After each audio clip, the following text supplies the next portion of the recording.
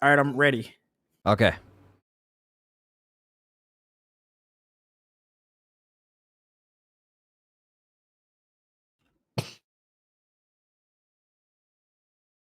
Hello and welcome. Do you want to cue down? My bad. Yo, what is up, boys? Welcome to episode 53 of Nerds and Words. Okay, listen. 54. I'm doing the intro, and This it's is way better than Tim's intro.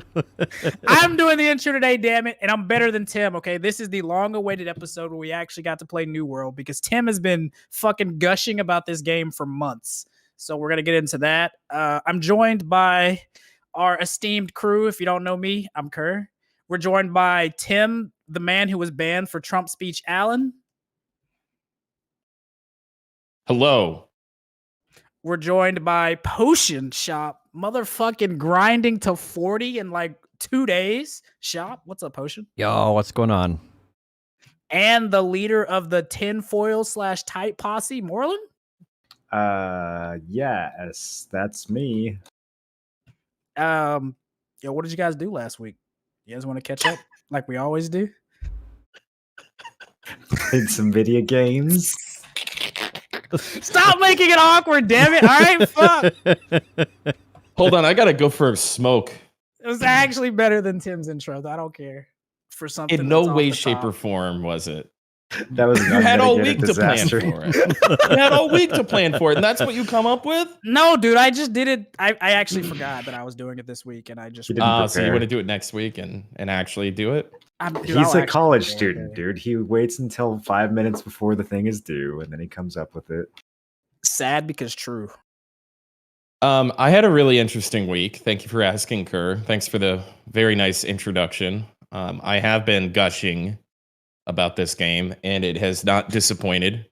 I have had some of the most fun playing video games in the past 3 days than I've had in years and years and years. We have a really fun and eclectic group put together for Aftershock, and we capped out, on the first day. I think we got 100 people. And we have Mr. Pay to Win's Guild is also got about 30 or 40 people. Tonight's our first war. I haven't done anything besides play video games, drink, and sleep. That's it. It's been absolutely incredible. I burnt out pretty hard last night, and I slept for 12 hours last night, and I've just been kind of I got banned for being disruptive from New World for 24 hours. You want to explain to the viewers what you did? I have a soundboard, and it has like Trump speeches on it and stuff. So, I was standing in the town center and just kind of I will build a great wall. stuff like that. Some light. Yeah.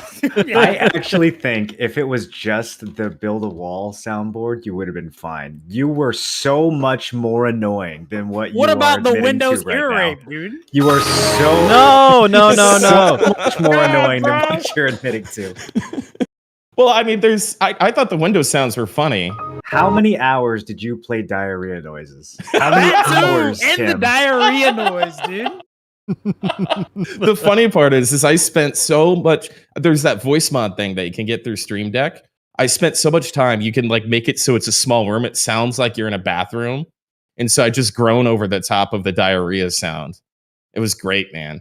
I was crying laughing for many hours. This has been the longest 24 hours of for a long time.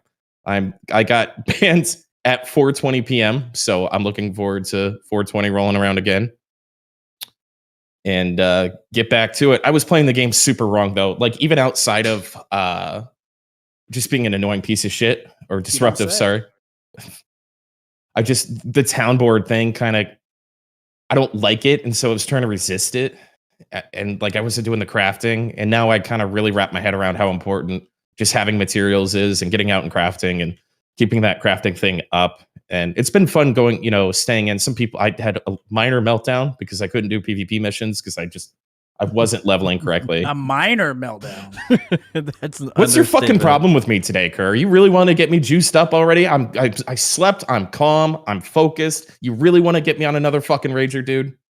Man, guys, I think I'm just gonna uninstall the game. I can't. I never level. said They uninstall. changed You it. did. You It's did so say bad, uninstall. dude.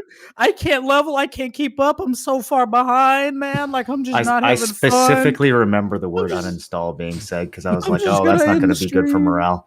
It's not really good for you guys to lie. Just bold-faced lie like this. It's weird.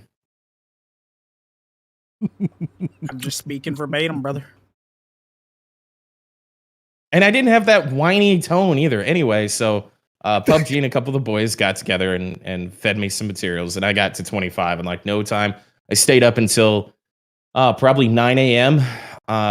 Getting that territory done. Nobody would fucking help. There were so few of us who were 25, but like nobody else in the faction would help us. So I was a little peeved about that, but you know, it's cool. It's early in the game. So we got it all by ourselves. We're going to take it tonight all by ourselves. So should be good. Yeah, I'm looking forward to the war, to showing off some of the Siege War stuff. Mm-hmm. Yeah, Potion. Oh, You wait, wanna hold on. I give did us a one rundown? more thing. Oh, I drank an entire bottle of pickle juice, and then I took a shot of hot sauce. And it was the Don't do most pain that. I've been in. yeah, that Do fucked not, you up, bro. that pickle juice, I realize now, is straight vinegar, basically. So I just Yeah. ate like a couple cups of vinegar. And even if you decide that you want to throw it up, it goes through you so fast that you can't, like, you just have to sit there on the floor for an hour and just deal with it. So I definitely regretted doing that. The hot sauce wasn't too bad. I would do the hot sauce again. This Beyond Insanity, the bomb it was interesting. I've always That was wanted the to try hot really sauce spicy. from Hot Ones, right? Like their top hot sauce. No, it's What'd you always say? like the third to the last one, but it's the one that always makes people Okay. like melt the fuck down. Like that's when everything changes. Yeah, they have those in the wrong order, it seems. Yeah, a couple of the guests have reordered them and always they always put the bomb at least second to last, if not last, because there's no taste to it. It's just a terrible experience, Yeah. which was what I was looking for. Did you get a lot of subs though? It's $600. I did that for $600. Hell yeah. $600 to chug a jar of pickle juice and take a teaspoon of hot sauce, bro. That's good. That's easy. No, It's I worth- wouldn't do the pickle juice for $5,000. That was Yeah, I would Bad. not do. That was I mean, I would do That it was- for $5,000, but it was very bad. I was very concerned. But I would do the hot sauce for another 200 or something, you know? Like I don't care about that. It's a bad half hour, but you're not worried that like you're going to start shitting blood. You're just like, I got the hot sauce on my forehead. What? Why is he laughing? That's just you Pickle casually juice. said shitting blood from pickle juice. Yes. Drink some pickle juice and find out. Don't do that. Don't do that. Just take my word for it. But the hot sauce was so like invasive, I guess would be the word. Is like when I got back on camera, they're like, "Why is your head red?" And I had wiped this because I was dying. I wiped the sweat off my forehead and got hot sauce on my forehead, and it like just started breaking out. So I had to wash my Yo. keyboard. I had to wash my mouse. I had to wash everything, dude. It literally looked like that scene from Lion King where like Mufasa ran his thumb down Simba's forehead, bro, and you had this big red streak from where you touched your head with the hot sauce. I It was was hilarious. drenched in sweat, but I realized I'm like, wow, this hot sauce is doing a number on me. And I'm like, wait, no, I drank a ton of vinegar. So it's that and salt. Oh my God, I drank so much water after that. Holy Christ. So that was exciting. But yeah, I got a bunch of subs and made some money that I needed to pay some things off. So all in all, I felt like I've been on vacation. I've just been having so much fun, man. That was Worth, the first yay hour or of my nay? fucking stream. That was the first hour of my stream. But anyway, worth? Yeah. I mean, I'm all about experiences and stuff and doing different shit.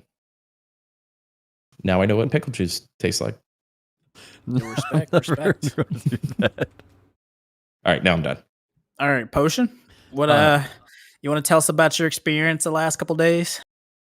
So, I guess before New World came out, I was playing a lot of BDO. Been trying to grind for this Great Marty Stone. You need all the Great Marty Stones in order to get 1 energy, and one of my goals in the game currently in BDO is to get hard cap energy, which is 629. So I went and did like 50 hours of grinding on that. So I've been like nonstop grinding there. And then I was planning on doing AFK fishing during New World, but I just didn't get it set up quite in time. New World launched like I think like an hour and a half early or something like that. So with it launching early, I just didn't get my laptop set up in time. But yeah, as far as New World goes, like I've been having a blast. I can't say it enough. Like the world is so immersive in New World that it doesn't matter what you're doing, you enjoy it, right? It's like even like some of these menial tasks, which is like go gather this tree 500 times, like you just don't even care. You're just like, you know what? I'll do that, right? And you actually enjoy that because it's just such an immersive world. And I think that is something that's really, really rare. I feel like, in BDO, you got to turn down the music or turn it off, or you got to turn down the voices because "Woo-sah!" or "Hiya, hiya, hiya, hiya," from Ranger. And you don't have to do that in this game. Like the sound effects are super crisp, really enjoyable to listen to, and the music's nice and matches the game for most parts that I've experienced so far. And I don't know. I've just been pushing levels, and my goal is to get to in-game and kind of try to get that on lockdown so I know what to plan for. No, I really like. I kind of internally made fun of you for being excited about like being able to life skill and never have to stop, because you bring that up and it's like, okay, that's kind of this is such a good PvP game, but you do you. But I realized earlier today watching somebody else play that every single tree that you see in this game you can gather, and every single time you gather a tree, it falls over, like it literally falls down. And like once you start really paying attention to some of the details in this game and how immersive things really are, like you were saying with turning music up or down in BDR or whatever, it really is kind of very well done. Yeah, absolutely. And the thing is, you don't have to do that too. You can like pick your flavor, like of how you want to play the game. I think the EXP is a little limiting right now because it's mainly just doing a board. But this is so much different content that people can participate in. I agree with you on so like one of the best things that they really did with the immersion is just like the sounds. Like I was watching Moreland go to random like valleys and mine ore and stuff, and like it sounded completely different than the way I was like gathering boulders near the town. Because like when his pickaxe would hit the ore, the sound sounded like it would like echo through the valley, and they did really good about the ambiance and like the sound effects with things like that, and just the sound of like a tree falling or like chopping wood, things like that. I think they did really good with the sound effects. The audio engineering is insane. Potion, have you been able to venture into like Cutlass Keys yet? Like one of the larger areas? Have you mainly just been doing the starter zones and downboard? I've been doing townboard right now. Like my goal is basically, the way I see it is, once I get like my limiting factor right now is my level, because I can't equip the in-game gear because I'm not that level yet. So I feel like the best way to progress right now is just to power level the crap out of it, and then I can go and gather like some cash box in the in-game zone and get like level 55 gear, and then I'm just automatically light years ahead of everyone else. Yeah, dude, I've been getting pretty bored of the starter zones, but I went to Cutlass Keys last night and just started exploring that for higher tier resources.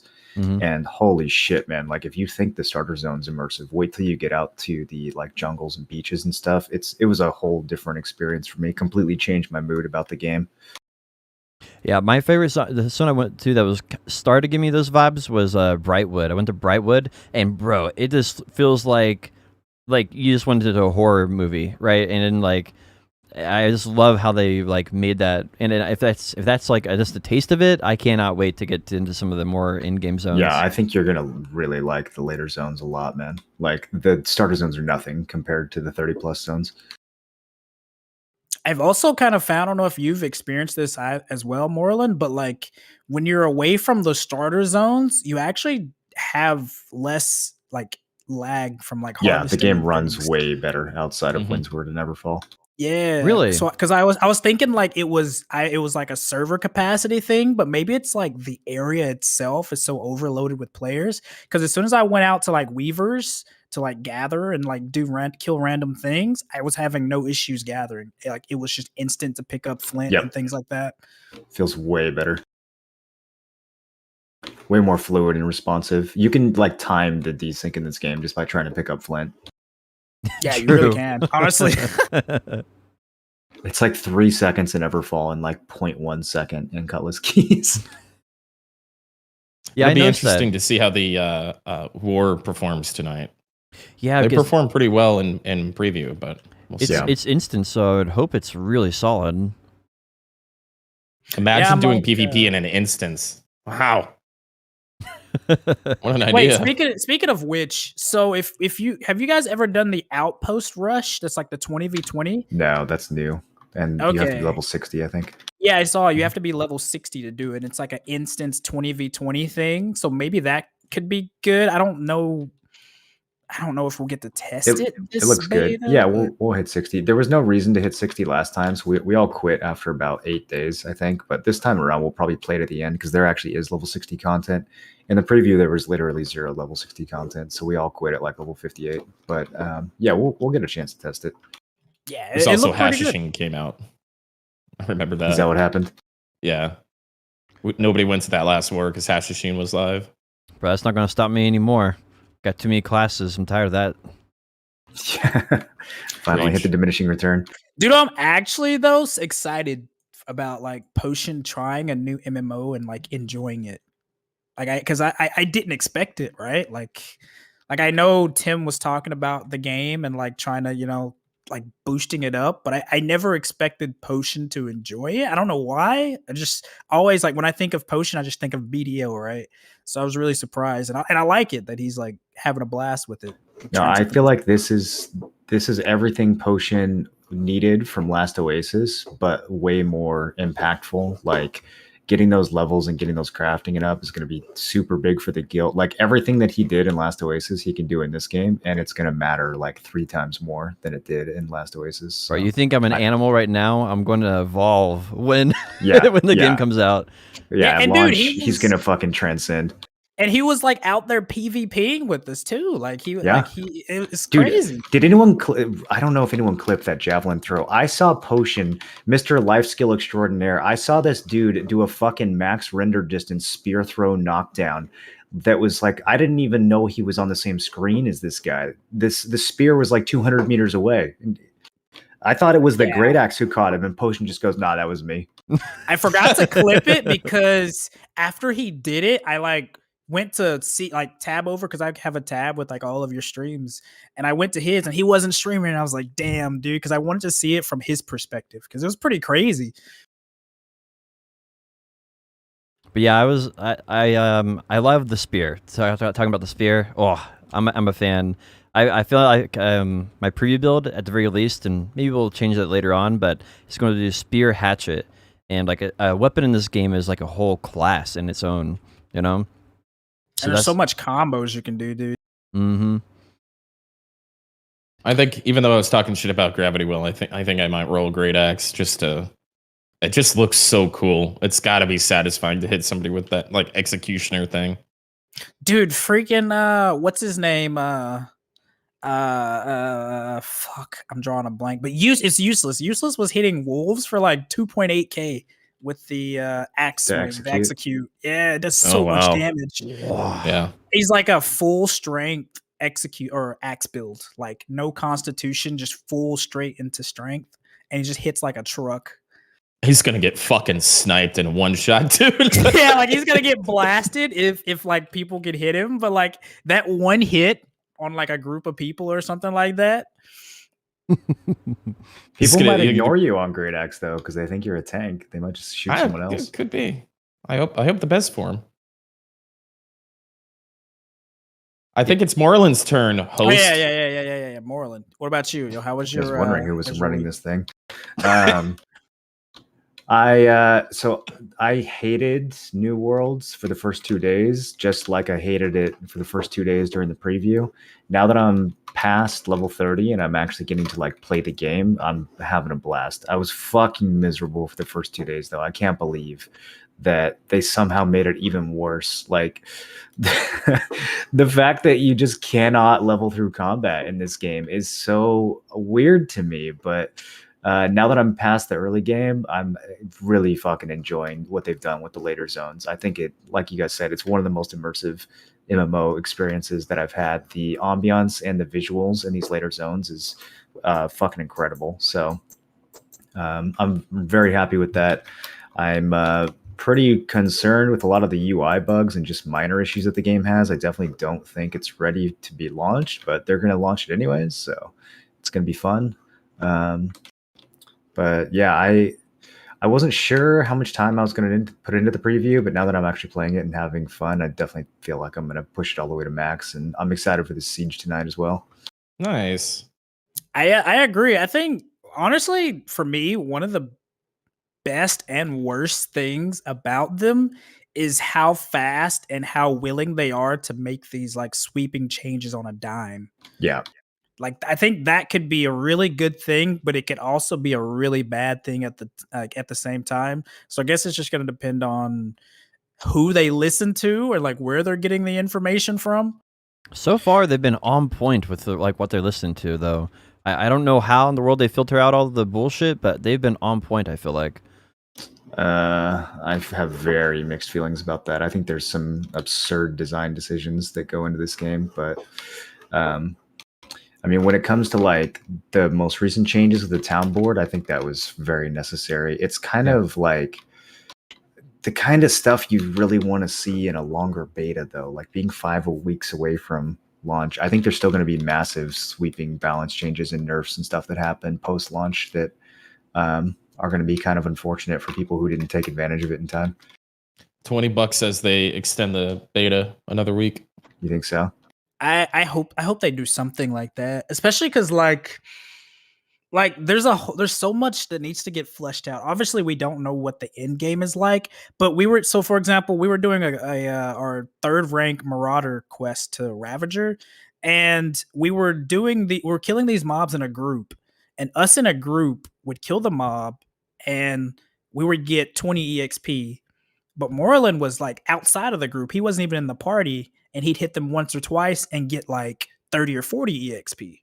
Which is really weird. So it's kind of like it disincentivizes group grinding a little bit. Like, yeah, you can just turn PvE off and go snipe tags from enemy players, and you will get 2 to 3 times more experience than they do. Yeah, like you could literally just go and steal people's like mob, like go hit people's mobs twice and let them kill it and get more EXP than they themselves get. If it's literally better than actually having your own group.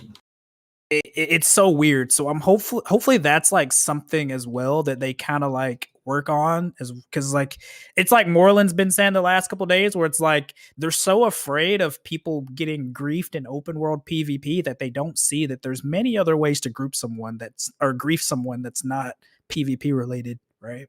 Well, if they're being disruptive, report them. Report them for hitting your monsters. Yeah, report them for hitting your mobs. So yeah, that's good. I'm being griefed by the respawn timers in this game, dude. Have you guys figured out how? I feel like there's got to be some broken dynamic respawning system. I'm on the main quest right now, and I have to kill 6 mobs in this main quest area. I've been here for 20 minutes, and 2 mobs have spawned. Yeah, there's some of that. The respawn's weird too, because like last night when we were doing that Marauder quest, they took forever to respawn, right? But sometimes you'll sit in a field, like if you're trying to gather like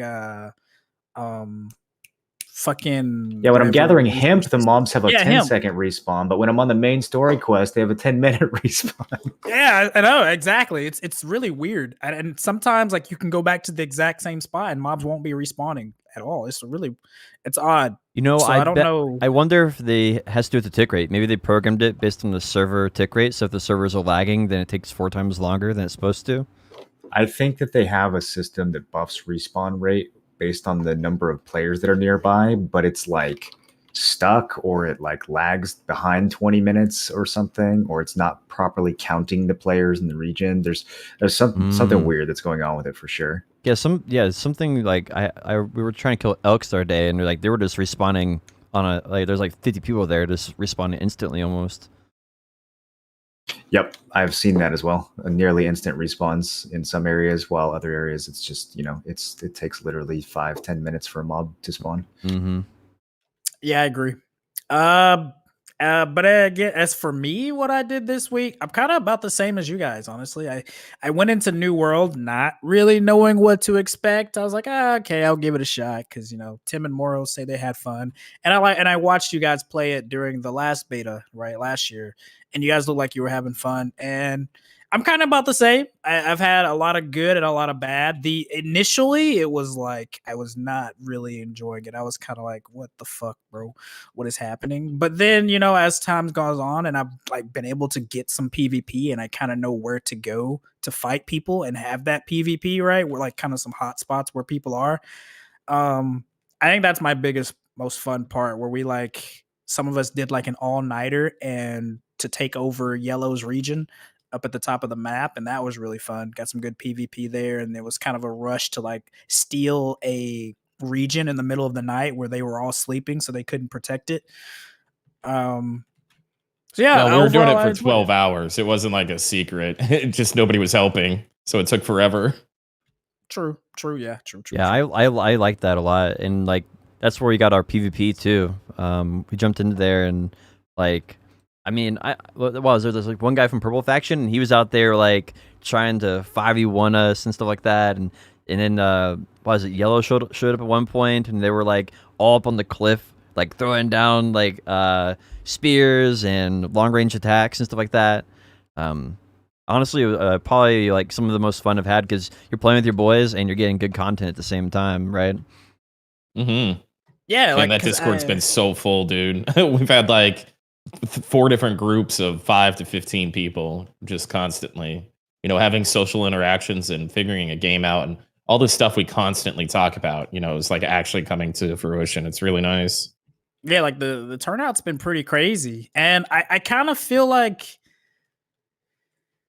I feel like one of the biggest issues it's gonna have is like keeping the sides and the factions balanced, because we're still too early to know what the strength is going to be, but from what I've seen from watching different servers and streams, it's like green is the most sought after faction out of all servers. Like pretty much every server green is taking over, so it's kind of like, do you play green because you're going to be the strongest, or do you pick one of the other two? Because if you pick purple or yellow, you're guaranteed to have good fights, but you're not guaranteed to do very well because green has the majority of people.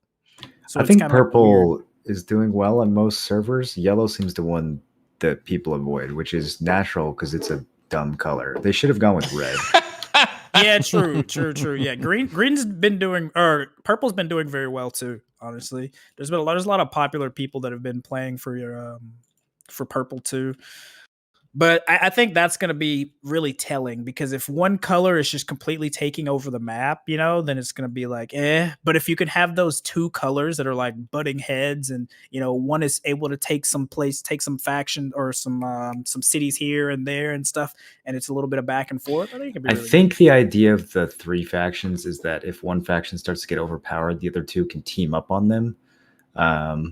In practicality, I don't really know how that's going to work out. Like, the servers are fairly small, so I think guilds will get to know each other pretty quickly, and maybe there could be a case where like yellow and purple team up, and like they each take one territory from green, and like one of them purple gets to keep it, and one of them yellow gets to keep it, or something like that. But it's very like it's very unclear if that'll actually play out in the real game.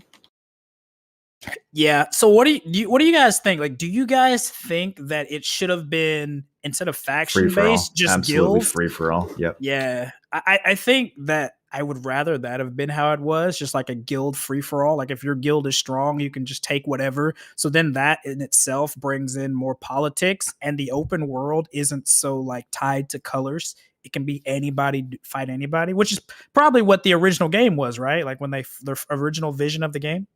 The only thing I see an issue with that is it makes it where the PvP flag missions are even less likely to have somebody fight you. But I think that's something you could probably fix as well. I don't think it's so hard to fix for that. Well, I know they're trying to go a little more softer with this game, but if there wasn't a faction situation and it was just you're flagged and anybody can hit you and all that kind of stuff, I think the game would be a little too hectic just in general. Yeah. Well, don't it depends on mind the how, faction if system, you but- decide, like the way they have it designed now, of course they can't get rid of factions, but if they had stuck to their original vision, the game could have easily been factionless. I mean, even if you just have to make it's look at games like Albion or Eve. You just have to make proper rules and limitations on who you can run around ganking and fucking with. Like you don't make it so literally anyone can attack anyone anywhere. But at least in the higher level zones, you would have a system where certain guilds can claim territory and they could kill other players who come into that area that they've claimed, and then opposing guilds could claim it from them, et cetera, et cetera. But yeah, obviously the way they have the game now, they can't get rid of factions. So it's way too late. What would you think could be like a good change for the current faction system to make it more enjoyable? I don't know, man. There's got to be some kind of like either mercenary system where you can like temporary change factions, or like a bonus to swapping to an underpopulated faction. I could see it being an EXP bonus being really good for under. So, I mean, how do other games do it? How does like ESO do it when their factions get fucked up? So the way I currently see it is you can only change faction every 60 days. I think it's 120 days Right. actually. Yeah. It's way longer. Yeah, it's like one of 4 those. months. So Yeah, the NPC said when you like did the first quest, but I forget the exact amount of It days. was 120. Well, So 120 days. the easy way you could fix that would be just make it where it's 20 days for the unpopular faction and it's like half a year for the popular faction. So They might do something like that. They'll probably just give, like, if Yellow has 0 territories, they may just give them like a 5 or 10% buffs to stats while flagged up or something, or during PvP, like instance PvP. I think they're probably going to do something like that, but there's probably quite a few different ways to solve it. yeah, I'm looking forward to seeing what they do with it. I feel like at this point I want to know what direction they are curious in taking the game. Like, are they just looking to polish the game for the next, 6 months, or are they looking to like create new content, or are they looking to bounce? they'll PvP? absolutely keep creating new content. Yeah, I think they're. I don't think that this is any kind of like cash grab or pump and dump. They're definitely going to continue developing this game in the long run. It's just a matter of execution at this point. I really hope they index more or like figure out what they want, because it feels like currently they're kind of trying to do it all. And if they try to do it all, then they'll accomplish nothing, right? Because, like, for example, if they fully index into the whole theme park MMO side of it, they're not going to be able to compete with these other games like ESO and Final Fantasy and shit like that. But I feel like if they keep going with this PvP open world style, then I mean they could cut out their own slice of the pie. Absolutely. I mean, that's what everyone's been saying since the alpha, man. But I don't know if they get that, because they keep changing the game to be more and more PvE focused, and they keep punishing PvPers. So, like, I think once the game is launched and they actually have data indicating, like, hey, your most dedicated active players are all PvPers, stop catering to the PvEers. Like, I think someone at Amazon will finally wake up to that, but who knows? They clearly have some weird things going on behind the scenes.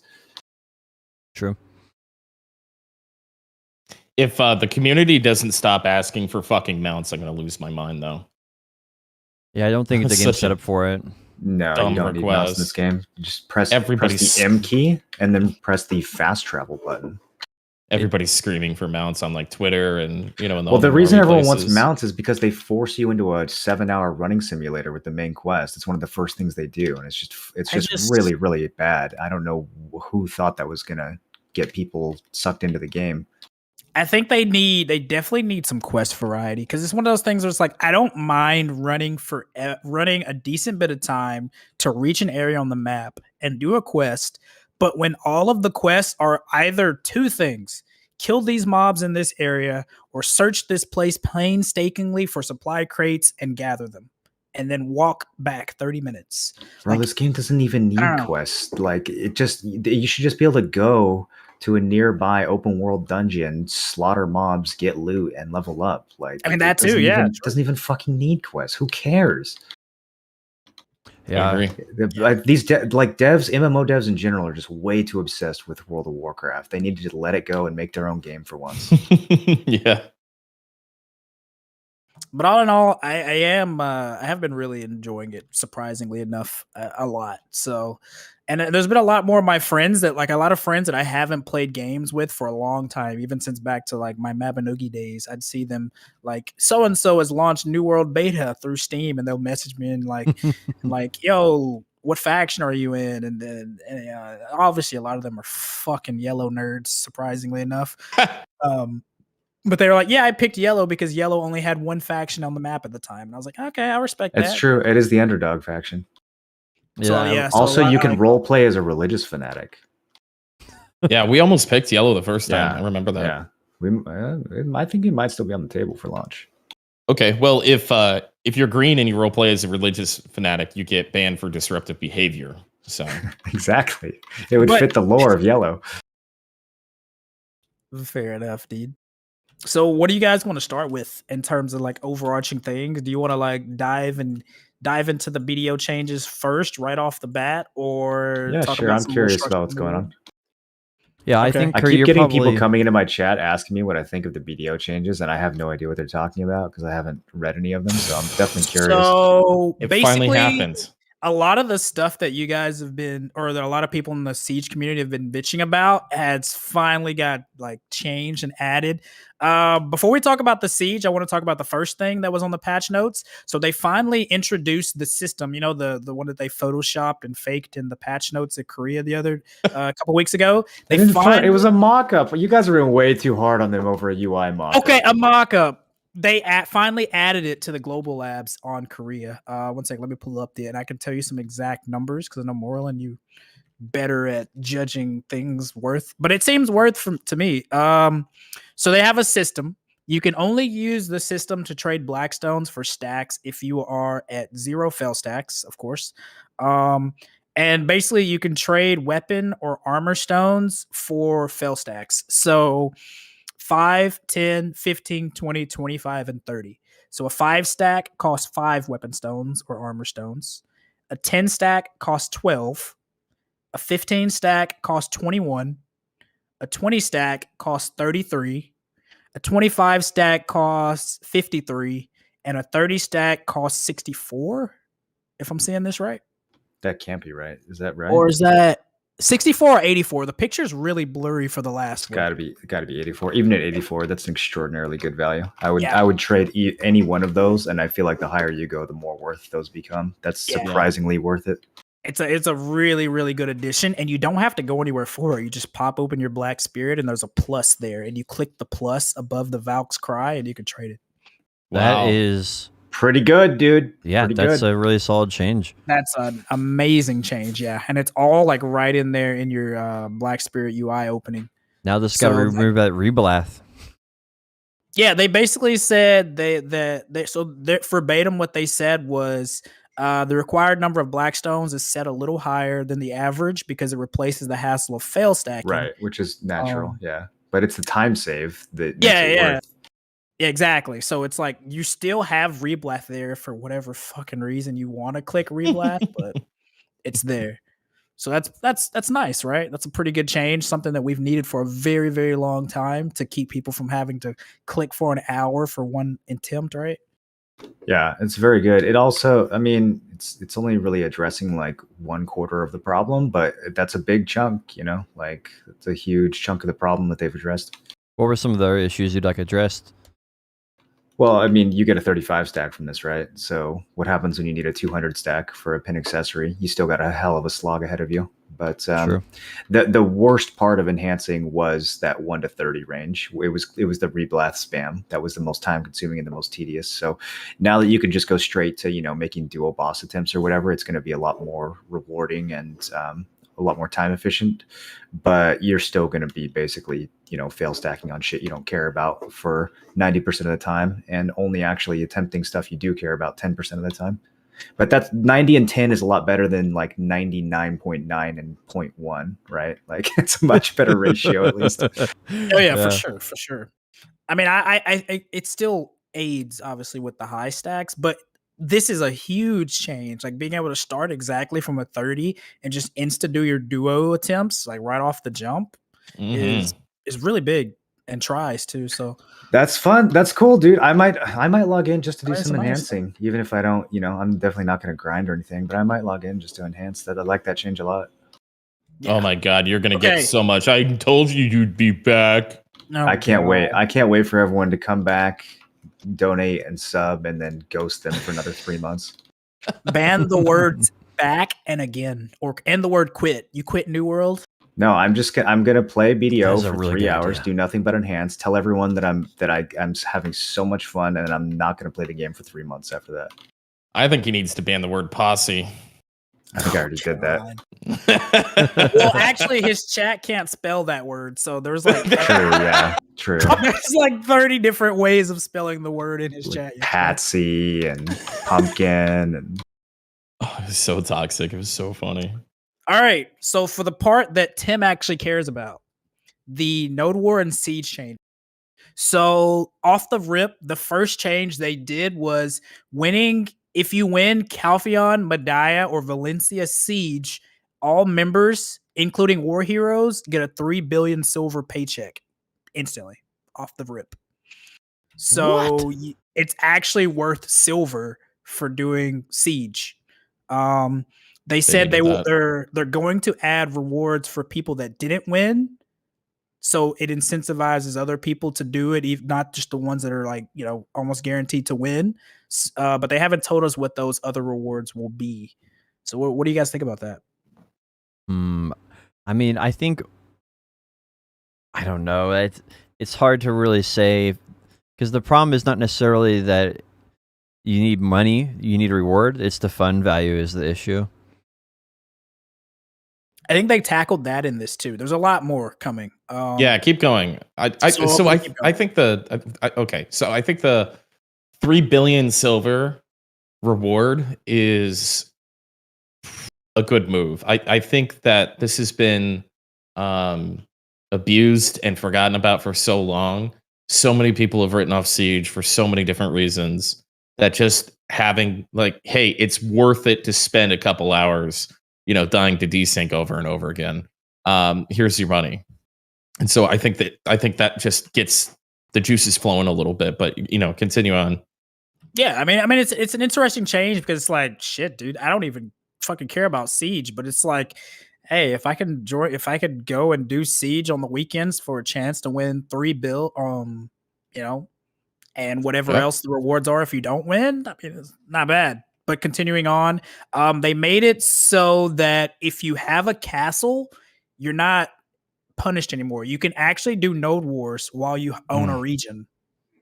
So previously, if you owned a region, you could not do any kind of Node Wars for the next week. So now you can Node War if you own a region.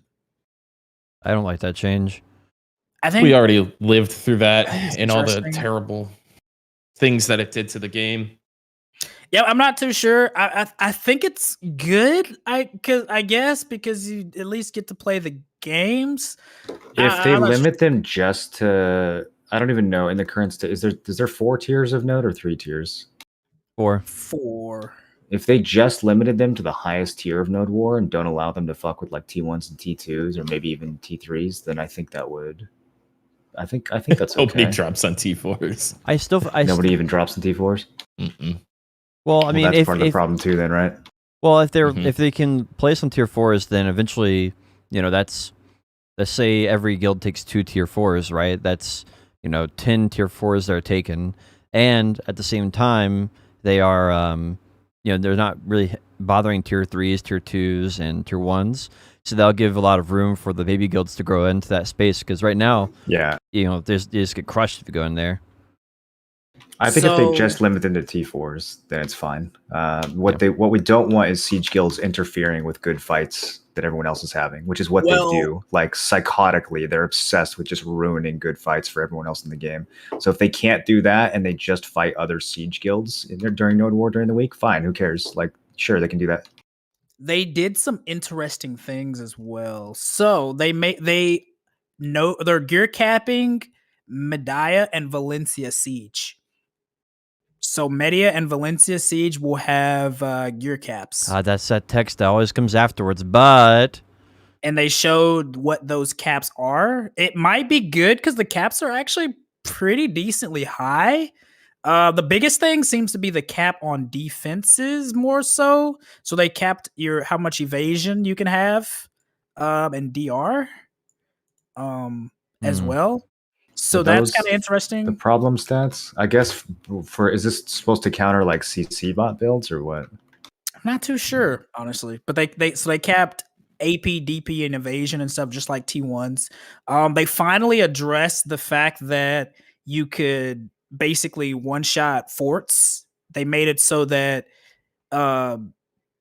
gear scaling against forts won't be a thing. Instead, as the battle goes on, forts lose defenses. So at the start of the war, they have damage reduction on the forts and stuff on the base, and then as the battle goes down, the reduction goes down and down. So the way I understand this is you can't stack monster damage against monsters and shit and just like one-shot forts anymore. I don't think that was ever This a part I thing. I don't think it's a understand. myth, but yeah, that's a good change though. Making forts weaker as the fight goes on is a good change. Yeah. And also, so this was probably the biggest things for me in terms of Siege, or one of the biggest things is they capped how many mercs you can have at 10. So for Siege, you can only have 10 mercs with you during Siege. That is They finally fucking did it.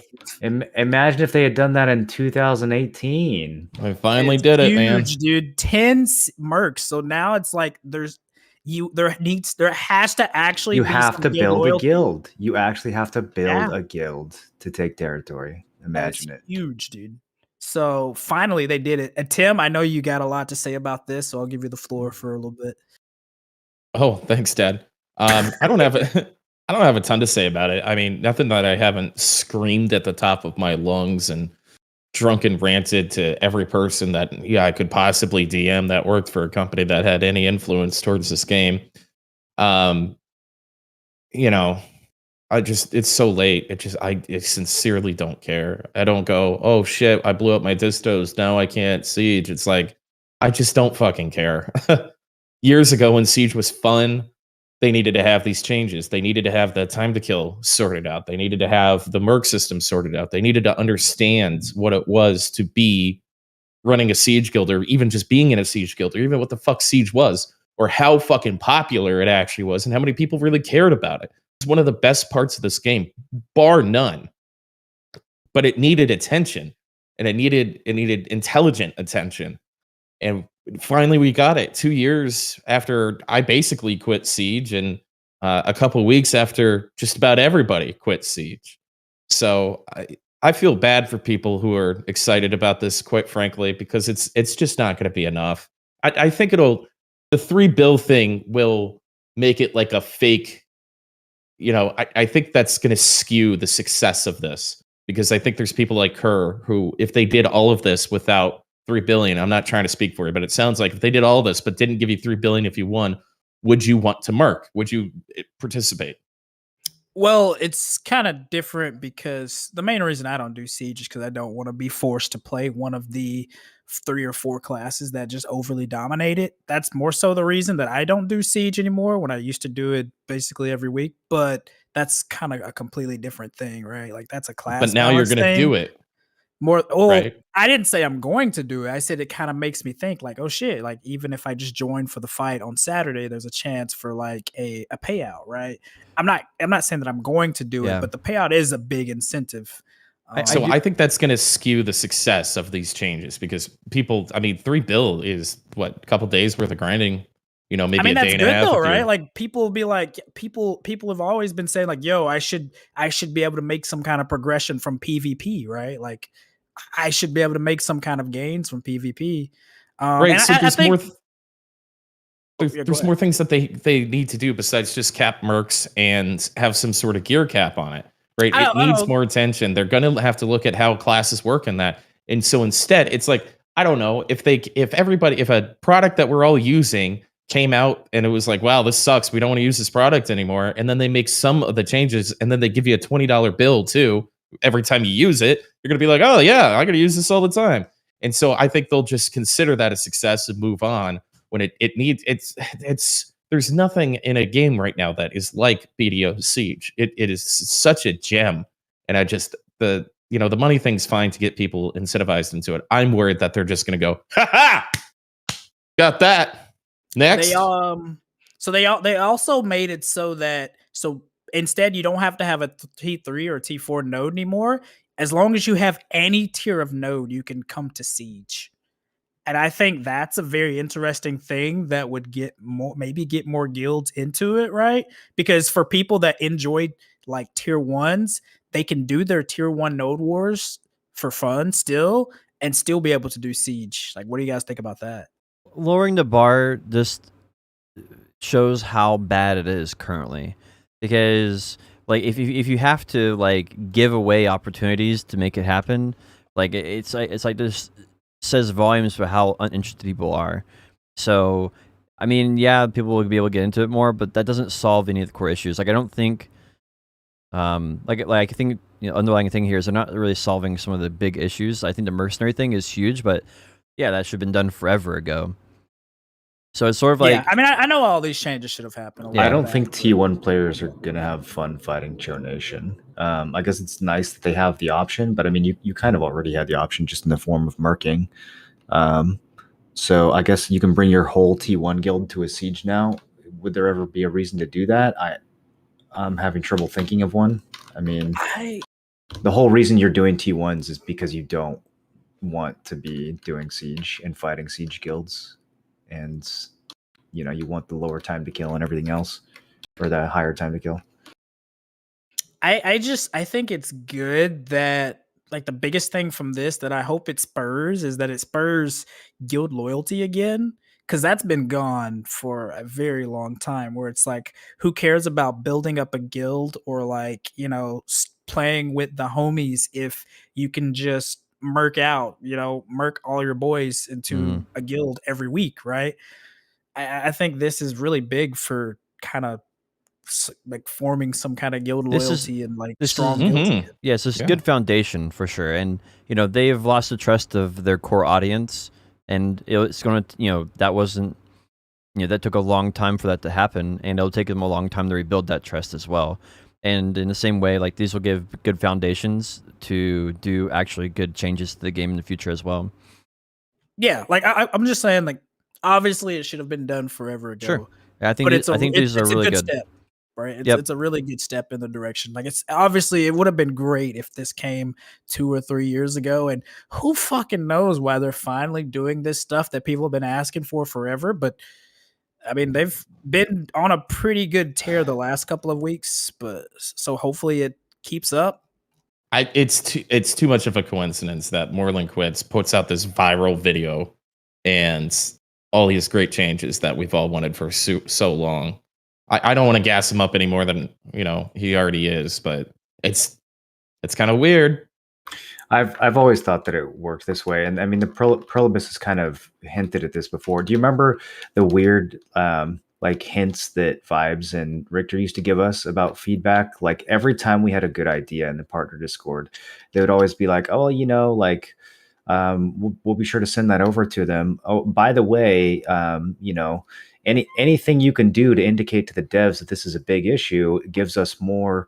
They were very like careful how they worded it, but basically the idea was like anything we could do to increase the amount of fuel to convince the devs that it was actually something worth paying attention to. If there was a big viral Reddit thread or something, or a big YouTube video with a ton of views, like the feedback people, whoever those are, can actually use that to go to the devs and go to the higher up, the decision makers, and say, hey, look, here's the proof that this thing actually does need to be changed, that people do care about this. Because without that, I just don't think they have any meaningful way of differentiating feedback. I think they're getting 1,000 bad ideas from 12 different regions, and they just ignore it all because most of it should be ignored. And so, I mean, there's definitely some extent to which a big YouTube video or a big Reddit thread or whatever allows devs who want to make good changes have the actual justification to finally make those changes in a way that they didn't before. You know what I mean? Yeah, I mean, I honestly do think like they really do listen to the or like not listen to, but like really, it's like they have to have some kind of video that has a ton of views or some kind of post that has a lot of upvotes or just something like that, and they as like a metric of like this is important, which is really weird. I'm not sure why it is that way, but I mean it is. Well, it's because you have 500 people at the company. And I mean, if you have like, I don't know how many people are working on Siege, but I imagine you've got one, cabal of programmers or devs who think that we should have changes A, B, and C. And then you have another group who thinks, no, that's terrible. We should do changes D, E, and F. And the leadership of the game doesn't have a solid enough vision to just say like, this is what we're going to do. This is the right path forward. I think they're constantly listening to 5 different voices and trying to decide, okay, well, this week we're going to go with voice A. All right, well, next week we're going to go with voice B. Oh, yeah, this week voice C made a really good point. Let's try their thing for a bit. And it's like, it's so hodgepodge and back and forth. I just think there's way too many fucking cooks in the kitchen. That's the feeling I've always got with that game. Yeah, it's and they also and a lack of cohesive leadership to like put that together. You know what I mean? It's like too many cooks and also not enough head chefs or not as strong enough head chef. And it's like some of the people in charge also aren't really that good at determining what is a good way of gathering feedback. Because I mean, we all remember like how they've said multiple times where they balance off of things like RBF kills and siege kills. And we've gone over this many times where it's like if someone plays a shit class and they're at siege, they're gonna make the class look good because you're only going to take someone who's like a god at their shit class, whereas something like a wizard or a sage that someone can just hop on and just ass fuck people without any effort is going to look more mediocre because there's more people there and they don't take that skill requirement to get in. So yeah, or they're just a heal bot and they save 20 of their teammates, but they don't actually get any kills. Yeah, exactly. But overall, I think these are really good changes. We'll see how far it goes. I'm sitting here looking at the gear cap for the Medalla territory in Valencia, and it's kind of hard. I'd have to like crunch some numbers to figure out what the cap is. But so they gave us, so the AP limit is 481, but it's attack limit. So it's like your sheet AP plus your brackets because they finally tell you that now. Yeah, amazing. Yeah. I love that. So it's like 481 is the attack limit. And for the Media Siege, 500 for the Valencia. And then they have individual caps for your evasion and your damage reduction. And they add in like brackets and things. So I'd have to like kind of crunch the numbers and figure out. That's really easy to hit. That's very easy to hit. But yeah, it's like really low caps. So I do feel like it allows more people to get in it, but it's just one of those things where it's like, now they really got to touch on the class meta thing. And I don't know if they can fix that, right? Like that's always a thing in these games where like range is so powerful. So I don't know how they're going to figure it out, to be honest. There's plenty of ways to do it. I mean, the simplest mechanic would simply be that damage falls off over distance. That's what a lot of games do with projectiles. Yeah. And that's it for the siege things. Anybody got anything to say about that? Yeah, I think it's a good step in the right direction. I think they need to take many more steps in order to get, reinvigorate the community to start playing it again in a large way and start attracting new players to the game. Because a lot of people have just been burned by how poorly they've handled it for 5 years. So I think it's a good step in the right direction, and we'll have to see what they do in the future. Yeah, I think it's a good change in the right direction. We're gonna So, see that's how it. goes. That's all the changes. Well, I feel like there was other big stuff. Oh, there that's was- all oh, the yeah. changes. That's all the changes for the NAEU side of Siege. So they added some Korean only changes because apparently Korea's Siege is like fucked even more so than ours.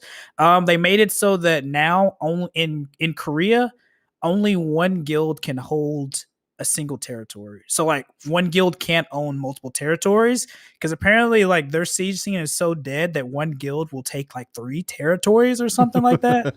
Like that's love how that. much they hate PvP. So now they've made it so on Korea's server only, a guild can only have one territory. And they added a couple other things that are Korean only, but I don't really understand a lot of them. List them out. I'll help. Hold on one second.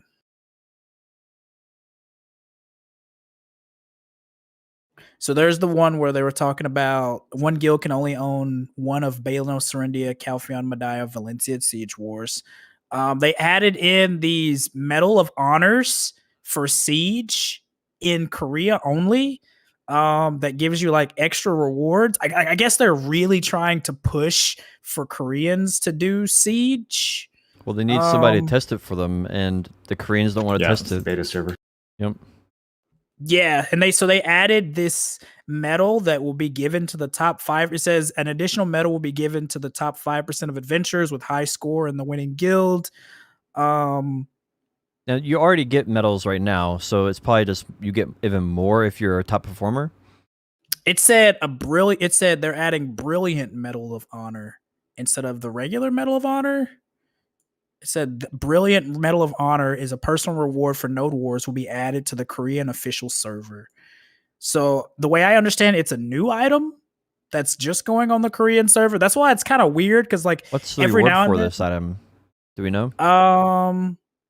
it says it doesn't really list out any rewards for it. It goes on to say reward for first place in victory activity. You get glory of the battlefield, which is 500 increase in HP for 4 hours whenever you use the item. It's not very well fleshed out. It seems like they're just scammering to get something in the game for people to do it more. Yeah, I think they're really trying to make a push to get people to PvP on Korea. I never knew that like Korea was so anti PvP until they showed us the numbers recently. Bro, do you know that they have a completely different commerce system than we do? They had Really? the Oh, same yeah, a one lot that of we people had when I don't know played this. there. No, if you die, if you're red and you die in Korea to a player, it will downgrade your gear as if you took a PvE death. Yeah, you can have that happen on NA too. Absolutely not. Well, no, on you NA, must. it's You only have to die to PvE. monsters to downgrade your gear. Another player cannot downgrade your gear in NA. Yeah, If that you would be if you don't have any devastating. crystals, your gear downgrades. No, not in PvP, Potion. That is wrong. yeah, not in PvP. Oh yeah, like It will break your crystals, but it won't downgrade your gear in PvP. they have King Grassbill like downgraded a Pin Dandy doing it. There's been several people who Doing what? doing PP. They broke all the crystals and all their other gear, and then like they downgraded their gear. He down to like a Tech Black Star at one point. Like there's several times that he's downgraded gear.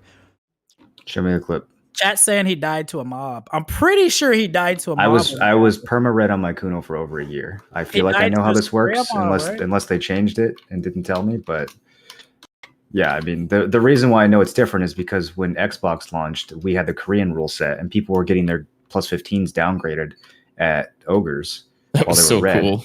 And it was fucking wild. And then we had to ask the Korean devs, like, yo, why is our gear downgrading in PvP? And we found out that is how it worked in Korea the entire time. Yeah, maybe in Korea the difference is that you even if you have crystals in your gear can downgrade. Maybe that's the difference. I don't know. You can't downgrade PvP. You cannot downgrade someone's gear in PvP in NA. I don't know where you're getting the information that you can. It's only because I was red on my tamer for a very, very long time, and I never had my gear downgrade because I didn't even bother to put crystals back in. Yeah, neither did I died so many times, and I never like lost any downgrades. But I have downgraded a piece of gear from PvE death. Maybe I just have a fundamental misunderstanding on that. Then Yeah, absolutely. From PvE, it can downgrade. Yeah. um, And that's about it, right? that's it Do you for guys have anything else to the say? PvP stuff. Like they did the sheet that came into the game. So that was a pretty big. Obviously, Ataraxion, the dungeon, got added to the game. They did Twitch drops. At the same time as they get like a 20-hour Twitch drop. I thought it was ironic because they were doing that in competition with New World releasing its preview or its closed beta, right? So I think that's kind of ironic that they did that because they're basically paying Amazon because Amazon's game came out. So I thought that was kind of fun. They streamed Ataraxion before Ataraxion was added to the game, which really kind of rubbed me the wrong way because you're just spoiling the entire dungeon for the community. So I thought that was really strange, and it was already bad enough they came out in Korea, but now to stream it, all you're doing is just ruining it for players even more. So that was a little strange. Did they like have all the answers? Like did like a walkthrough of the dungeon? I think they just did a whole playthrough of it. I didn't watch it. So I don't know exactly how they accomplished it, but I don't think they showed the whole thing. It was only like 30 minutes, right? yeah, so probably the first two encounters. Yeah, then. they showed the first puzzle. Yeah. Inlave is in the chat. He said they stopped after the first puzzle because Yeah. I watched a little bit of it and they didn't go that long time. It I was just the still first feel puzzle. like that's super strange for that to happen. You know. That's kind of just MMO culture in general, though, right? Like nobody wants to actually figure things out. They just want the strat given to them on day one. Yeah, I guess that's true to some extent. I don't think it's everybody though. I think that's just the casual MMO audience. I'm glad that they added it in. Like, what do you got? So one of the biggest gripes that I've seen about the dungeon that they added is it's not instanced. Now, I honestly don't hate that it's not instanced because I remember like some older games where like dungeons weren't instanced, right? Like, isn't that just like a WoW product of making all the dungeons? Yeah, and WoW. shit instanced? WoW was the first game that made everything instanced, and then everybody copied them after that. Before that, everything was open world and freely accessible by Yeah. their players, and it was, of course, it was better. I mean, Like people just don't remember what games were like back then. We're all boomers now. Like, Yeah. obviously, it's kind of weird, or it kind of sucks that literally someone can grief your puzzles. Like, someone can literally come into your puzzles, grab what you need, and just like walk away. And you'd have to flag on and kill them. Like, that part, I can see that part is annoying, but I don't. This is bad 100% design, think that though. they have You to know, make it. Yeah, that's an easily solvable problem. that's just like in New World. That easily be a huge problem in New World. But the way they do is everybody gets their own loot. So even if you just hit the mob one time or you go up to the same box, like everybody just gets loot from the box. You know, so like I feel like this is the design flaw in them. I feel like the players problem is X disappeared and that's an issue. So make it where I don't have to deal with other people. But the developers should see that and say, "Oh, the core issue here is actually that we just need to make sure that everybody can do it, even if they're in the same zone." So Yeah. I don't know. I mean, I personally like that the dungeon is open. I still have to do it. I gotta like find a group of people to run it with me. So I want to try to do it maybe today or tomorrow just to kind of experience it because there's been a couple people have been saying that they really enjoyed running it. I know Blonde Bear has run it multiple times and finding like little hidden lore tidbits and stuff like that and has been enjoying it. So, and I haven't tried it myself. Yeah, I think overall, like, I think the boss is what I'm excited for. I'm looking forward to the challenge of beating the final boss, which is instanced, so you don't have to worry about that. Yeah. The final boss is instanced.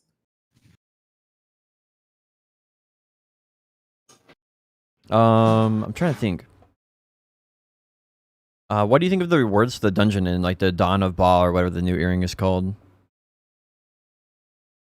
I think that it's okay that the rewards aren't crazy. So I've seen a lot of people kind of complaining that the rewards are poop. But you also have to think, right? This is the first dungeon of 4, right? and each one that comes out is supposed to be more difficult than the last. So the assumption would be that this one would have the worst rewards. And so we've been saying it's like 300 mil for a clear, right? So to make it efficient, you have to do it at least in 1 hour. If you do it longer than an hour, then it's inefficient. I mean, I guess it just really depends, right? Like, I mean, that's all it's it one of comes those down things to, where, like, right? Because it depends if you enjoy it, right? If you have fun doing it, That's the problem with everything in that Right. game, right? Is that everything is boiled down to Yeah. silver per hour because Exactly. nothing is inherently enjoyable. like yeah, the, that's what I'm saying. Like, there's been a bunch of people I've seen from some of the content creator discords that have like had a lot of fun running it. So that's why I want to run it, to see like if it's actually fun, you know, instead of something where it's like, okay, I have to boil this down to silver per X amount of minutes that you're in there. So that'll be, I think that might be Well, interesting to see. I think for sure, without a doubt, the dungeon is. We're really harsh, right? On BDO as all four of us.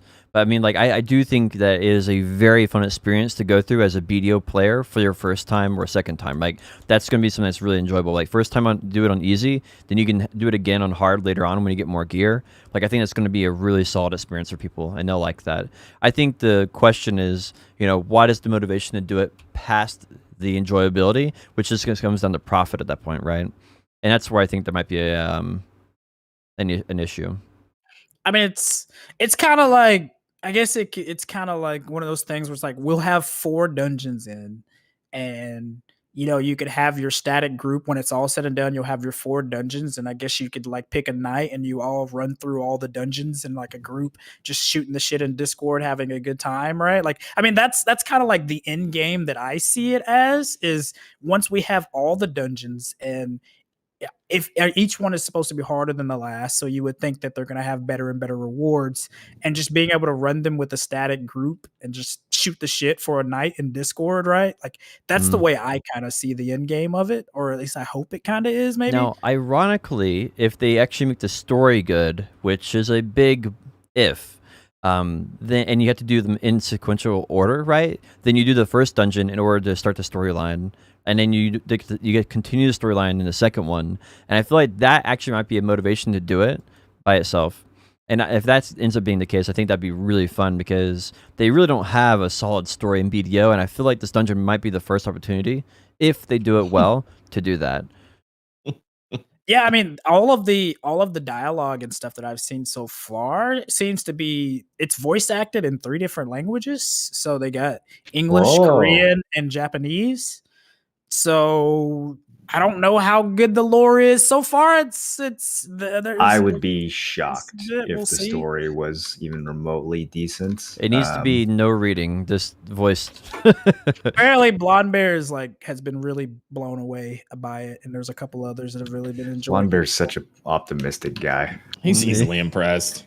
I mean, Blonde Bear is super optimism, but Does he? I'm gonna this like give his it a first shot, MMO? I'm gonna go into it and give it a shot. Okay, I'm gonna give it a shot and see. Like, I'm gonna have the subtitles on, and we'll just listen, and I will report back to you guys on if the lore is good / enjoyable. Okay, I'll be the I'm test subject. Awaiting. How can it? Yeah. How can a story? How can you create a story in a world that has such uninteresting lore? Literally, nobody could possibly be fucked to. I mean, go there's a through lot it. of lore. The You just lore is gotta good dig in for it, BDO. dude. It's just the delivery is absolutely the worst in history of video games. I bet you didn't know that Stryker's clones are actually future iterations of himself that he's able to summon. I bet you also didn't know that Tamer's dog Is that actually why they have isn't better accuracy than he does? Tamer's dog isn't actually a dog. It's like, it's a ink creation of the wolf that raised her when she had to flee from Valencia. I'm already Sieged. fucking bored. I'm just letting you know that the lore is there. You're just too fucking stupid to read, Tim. All right? Listen, love you, I man. followed the lore of this game very closely back in the Belmorn days. Do y'all even know who Belmorn is? They deleted him from the game and replaced him with a catfish who doesn't even have an identity. Wait. Belmorn is no longer in Serendia? I think Well, he's still in I mean, Serendia. he was never really. I have answered. done He some pretty possessed terrible. Jordine for a while, but Yeah. you fight Belmorn down in like Kepler or something. Oh But my they like got God. rid of that shit, and now you just fight Catfish Cube. Who the fuck is that? What does he have to do You with would anything? Fought him. He was the level 50 Catfish quest, cube. right? The guy you Yeah, yeah. The level 50 quest used to be Yeah. fight the awakened Belmorn. You had to fight Jordine possessed by Belmorn, and there was a whole thing. And Oh, you It- still he- do that, don't you? yeah, the whole main story was like Jordine on a path to free Serindia from Calpheon, and so he invited the evil spirit Belmorn to help him, and it was like this whole like Game of Thrones like evil magic thing, and then Alrundi and the peasants, and dude, yeah, there was some great stuff in the early game, but then they just like deleted it all and replaced it with Catfish Cube. Jordine's think, a really I weird think thing to he's name your still son. there in like a different, in like some way, but it's not like they definitely changed the level 50. Not in a quest. way that's He's not the coherent. level 50 boss, but yeah. Real quick, Kurt, don't ever talk to me like that again. I'm sorry, Tim. Not yet. You're not. But yeah, again, like there's good lore. It's just they're not good at delivery, dude. They're not very, very good at delivery at all. Yeah, neither are Which you. is- Damn, dude, are you hurt? Do you need a hand? So we've been teaching Potion Shop about banter, and I saw him smile when I said that because I think he got it. I think he saw that it was banter. He's been doing really well with it. It's been I really wasn't fun. sure. I thought you were gonna have another breakdown. That's been one of the most enjoyed. What? Oh, yeah. Banter is like blows my mind. It literally is like I'm like so you wrap your mind around something, right? It's like you wrap your hands around that topic. I'm like right here, right now, trying to get banter underneath control. It's bro, it's a mess. My head is like. It's basically 99% of Game Canadians communication is banter. But yeah, no. One of the cool things about this week is getting to know Potion Shop a little bit better and spend some time in Discord with you. It's been fun, man. Yeah, I really have enjoyed it, and like we've talked and stuff like that, and I feel like I don't know, like for me, like video games has always been like a solo thing for the majority of my life, and it's really been fun getting into MMOs because I was always looking for like a good MMO, and the really good thing about MMOs is the social nature of them. That really is it, and I've just been so I don't know apprehensive about actually doing that kind of stuff, like. I mean, we've been in like Last Oasis now, BDO, and now in New World, and it's like I feel like I'm just playing with the boys now, and I really enjoy that experience. I'm sorry, I didn't mean to get too off topic there. I do want to put my 2 cents You're in good, about the dungeon. God, here we go, dude. Brace for impact. I think it's the best idea, and it's the reason I'm coming back to BDO. Shut the fuck up, I knew dude. it. I knew it. I'm gonna apply to be a BDO partner, and between that and the capping siege mercs, I think BDO and I are about to have a redemption arc. Take any bets on how long it takes Tim to get banned? I knew you were gonna come back, Tim. I knew it. I'm totally joking, dude. I think putting a fucking dungeon in BDO is about the dumbest thing you could possibly Nope. do. I knew It's- you were gonna come back. You can't stay. The game is so good that no one can stay away from it. That's what I've learned since I quit. it doesn't make any sense to me. If maybe if they hard press the lore or something and come up with some story about Jordine and her lost dog and how the striker guy. clones ate It's a my guy, lunch. you fucking Jordine is a degenerate. man. He's a power. He's the wolf of Serendia. Okay. I'm really surprised you He's didn't a know that fucking actually. legend, my bad. bro. My bad. Sorry. So if they tie all those things together and have a great Didn't you little play Shadow Arena? story, yes, I did. You think Tim's good at PvP, bro? Tim played Wizard. The fuck? Oh my god. And Guardian. It just doesn't make sense to me. You played Guardian. Fuck you. What's wrong with you today?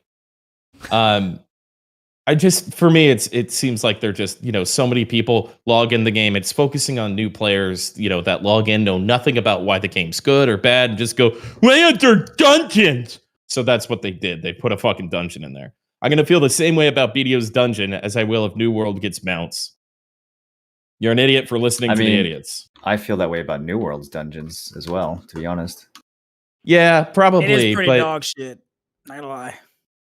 But at the very least, this game doesn't have like a heritage and a reputation for being something else. It probably makes sense to have dungeons in New World. But does it not make sense to also have dungeons in BDO?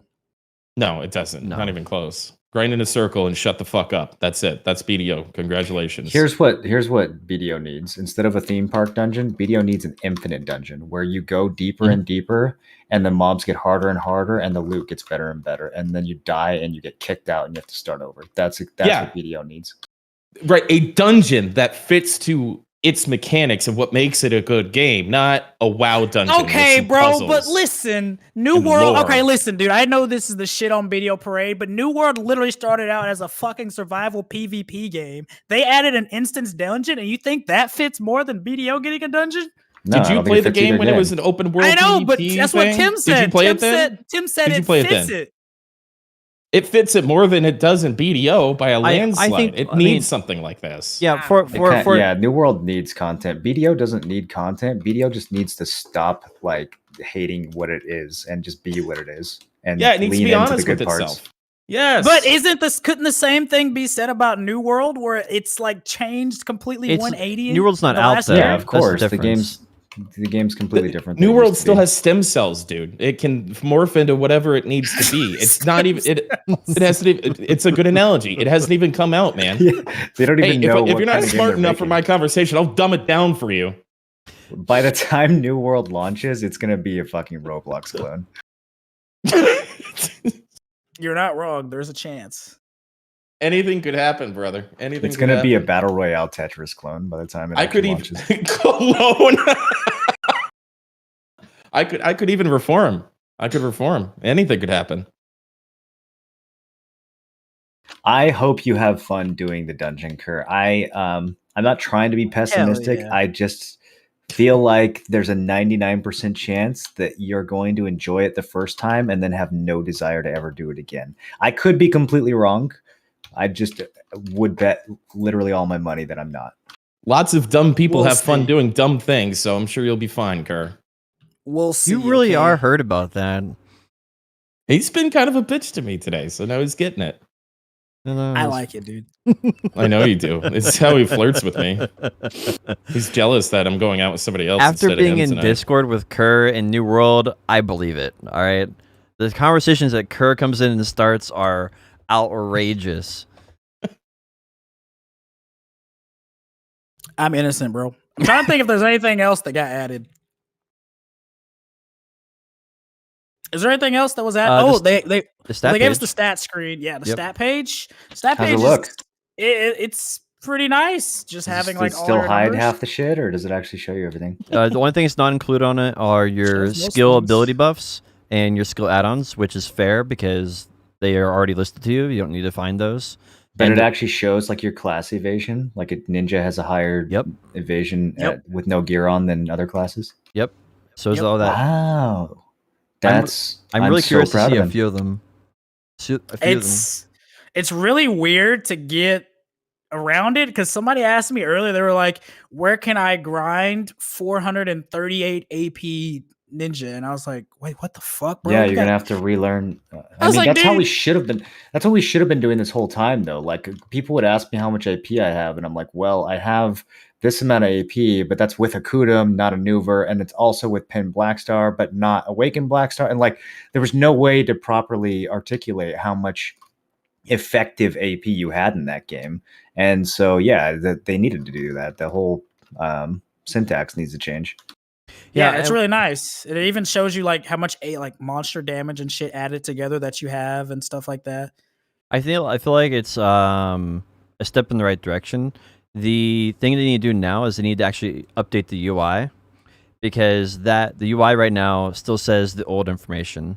And so because the UI says the old information, it makes it really, really, really hard to communicate because you open up your stat page and you have to open up the all information page and then you have to like go grind the grind spot and be able to figure out what that actually means in the game, you know? Because the recommended APs don't match. They match your gear screen, like in quotation gear, not your actual gear. So the communication front on it is so poor right now, and it'll be very confusing for new players until they fix that. Yo, so if you open the stat screen and pop your e-buff, it actually updates. And then when your e-buff goes away, the stats go away. It updates in real time. Wow, that's Wow, huge. that means it actually looks at your character and is not just a separate disembodied UI like That's the previous cool. one. I don't I know would- if you guys are joshing me, dude, but that's kind of cool. Yep, okay, that's dude? good. No, it It's is. very, very yeah, good. it's- Yeah. I was about to say though, I'd be super embarrassed if I was on the dev team of this game and 5 years goes by the time you can see your fucking stats in real time or not real time. I just kind of, it's absolutely insane to me. But yeah, it's cool. It is cool and also something that should have been in the game during beta. It's just sad. What else? Is there anything else that I can think of that they added in this week? It would be Mm, great if the host came prepared. Fuck you, Tim. I wasn't the host. I was just doing the intro. But I've taken on the role. How's it going? It's going pretty good. I think that's about it for BO, right? Do you guys want to finish up your New World talk? I just got unbanned. Wait, Oh, just you now? got You got unbanned? unbanned early? Yeah, I'm no 4:20 Eastern, bro. That's when the Oh, real it's already been 420 24 happens. hours? Dude, time flies. That was a very long 24 hours, sir. So explain to me, like, okay, so as someone that didn't do any Siege Wars in New World, explain to me with that PvP, what are like some different strategies that you can do in Siege as compared, you know what I mean? Like from like a shot calling perspective. I have no idea. Can you elaborate? Like for example, it's like, okay, like can you call like you have different groups of people that have different roles and like how do you control the battlefield as a shot caller in New World, for example? Very carefully. You have to have Like, I don't know how to elaborate, bro. So we had a little PvP practice last night, and we all learned quite a bit. But attacking is obviously going to be way different than defending. There's going to be a lot of like fakes and jukes, basically, because you have to control 3 points before you get into the main fort to take that over.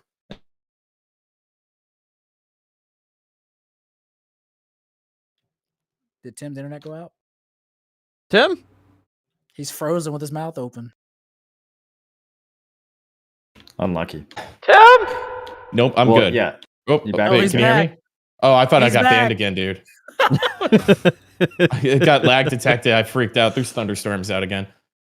So there's a couple different strategies. You know, when you're attacking, there's those 3 different lanes. And actually, you have to break down a door to get into the fort afterwards. So there's a couple strategies for that too. So you go in with, I believe it's 10 groups, and you kind of just sort out, you know, who's in what kind of group. So you need to know before, you know, when you're commanding an army like that, you need to know who's got the prowess and what they've got. So you know, maybe you have all the archers or musketeers in group 7 and 8, you know, so if you need to move your range, you go, okay, group 7 over there. So you've got group 8 is doing range with this platoon or whatever. And then you've got those guys picking off people on the siege machinery or however, you know, you have it set up. You know, you have healers peppered in all the way through. And then there's a couple different tank things. So you really play around. You're going to want to play around people's strengths. Okay. So like if you need to push in, you know, get the sword and boards, long swords up front, and then push in together like that, you have to change it up a couple different ways. Maybe do a range push first, get a couple of key picks, then push in hard. Or maybe they're pushing in behind you and you just hold the line, cast on them. Maybe you find there's a couple of high points where you can cast down. There's a lot you can do because there's so much diversity in the weapons. That's one of the reasons I'm really excited about doing this. Is I do like the strategy and the macro of large scale PvP, but there's so much to discover and so much has changed since preview. Before it was just get a life staff, go ho, you know, and then there's a bubble where everybody's basically invincible unless you get in there. All that's gone now. So it's kind of a new meta. Unfortunately, it seems it's going to be some lowbrow fucking great axe shit, but we'll 100% be able to get around that because if you equip Hatchet, Gravity Well is going to do fuck all. So there'll be a couple different ways, and there's a lot of different ways to skin this. And I think the most important thing is going to be finding out what these guys' meta is and either doing it better than them or circumventing it and finding a counter to it. And I think that's going to evolve pretty rapidly over these 2 weeks. Yeah, not only is the meta going to evolve rapidly, but the devs are going to do knee-jerk buffs and nerfs that are going to change everything before launch anyways. So yeah, we're going to have like 5 different metas in the first month of the game is my prediction. I saw some pretty interesting, because I was kind of like digging through, like they do these little patch log things where they kind of tell you everything that they change when they change something. And they made it so that range projectiles go through friendlies. So was that like not a thing? Like if you were trying to shoot into a ball or something, like your teammates could body block? It was one of the biggest reasons people were so Wow. against range is you just shoot some idiot would walk in front I of you. like that, dude. I like that. Interesting. They need to bring that back. If I would be more for it if it was like friendly fire, so people would care about it. But unless when you shoot one of your friends in the back of the head, they don't get fucking yeeted, then just get rid of it. Dude, I think range is so brain dead right now. You just sit in the back and do free damage and no one can do a goddamn thing about it. And yeah, it is. Yeah. I mean, I'm shocked at the amount of strong. damage it can do. I think the damage is overtuned on musket. I think Spear and Musket is gonna be my go-to, because it's been really nice, even in like 1v1s, with how fast and seamlessly. I don't know how it was during like previously, but with current iteration of like Spear and Musket, you can do the leg sweep, switch to matchlock basically instantly, shoot them twice, switch back to Spear, vault kick, shoot them once with the musket, switch back, and like you could cycle between your CCs while like constantly being able to pepper them with the matchlock, even if they get close. It's pretty crazy. That's my next thing to play around with. Now that I've got the spear, you can up, just to even get a musket when people are on the ground and just pop them. Yeah, so like I had the matchlock, right, or the spear and the musket, and you can hit someone with the spear, knock them down, and throw the snare trap on top of their body for when they get up, granting you free headshots, and then go back into spear CC. Like you do some really crazy things in combat. So I've been liking the combat a lot because of those aspects. Is this disruptive potion? I don't think so. Okay. I'm curious to see how well that stuff works in large scale, though. Yeah. Obviously, none of that is going to be like a thing in large scale, because then you got to worry about third partying and random shit. Like I think the hammer is going to be fucking crazy, because being against 2 guys that have a hammer, it's like, what do you do? Because they're like blasting your block and they have so much CC and like damage and stuff. It's going to be interesting. Yeah, there's no cap on CC. That's, you can really get juggled pretty hard. Yeah, you can just get perma juggled. It's kind of crazy, which is not, I mean, I'm not saying it's a bad thing, but yeah. I think actually like the low key item right now that's really good is in large scale is probably going to be the bow poison. Bow poison I think is going to be really good for offensively, because you can push people off the wall and they have to back up. True, yeah. Or they have to get off their turret. Or if there's like all grouping up on the gate, right, then they're going to have to back off. So I think like 3 or 4 bow people, like just putting down poison on like the air, like the control points, is just going to be really strong. Firestaff's AoE is really good for that too. But we used to use smoke bombs in preview for the vision denial. Like you just have no idea what was going on. They changed that to poison. Oh, I remember that. Yeah, that was, I think we had 3 archers just put smoke bombs in the final point, and then we all just berserk hatcheted everybody who came in there. And by the time they saw what was happening, they were fucking dead. So like that meta just kind of happened, that's why we did that training the other night, is just to make sure that everybody's, as high personal game IQ as possible. So, they can make good decisions, and then the shot callers will, be able to play off of that every once in a while too. We've got some gamers in this guild. It should go pretty well, but we could also eat a bunch of shit too. Who knows? I wanted to ask you guys a question. I don't know if you guys know this, but how does the invasion from PvE happen? Like, how does that work? Because I noticed that before our war tonight, like an hour before, we have a PvE invasion on one of our settlements. Like, how does that work? Like, imagine you're doing a PvP battleground, but against bots. So we're gonna have to have a war against bots. It's basically a bot match, homie. It's quite unfortunate and weird. It's one of those things where, like, the game's lacking in content. If people aren't PvPing, they need something else to pop up, and so that's what they added. Well, and so we won't be able to defend it tonight, and all it does is like it downgrades. If you want to go, you can go, but it's 30 minutes before a war, so it's kind of a unlucky. When it'll downgrade your your town stuff, but nothing's been upgraded there, so I don't see a point in really even going. Rather just focus everybody up on getting ready for PvP. Yeah, it's a massive waste of time. I don't know if they've changed it so that you get like XP from it or anything, but in the preview it was a massive waste of time and not that fun or interesting, just very long. It's 30 minutes to win, roughly. Bro, a 30-minute bot match, like, come on. Yeah, I mean, I don't think I don't think that's interesting, of course, but like, it's not good. I feel like the reward should be like pushing out and taking their base, and if you can do that efficiently, then you save time, right? Yeah, and you could take 50 people and Zerg the enemy, and it was like, this massive Zerg of people versus mobs, and you could chop the demons down and capture their fort and win the thing. Sure, that sounds fun, but sitting there on a turret for 30 minutes shooting at mobs is dumb and bad. Yeah, I feel like there should be a fort, and then there needs to be crafting gear you get from it as well. So you can either do that or you can do in-game PvE, and maybe those share rewards a little bit. And I feel like that'd be kind of nice.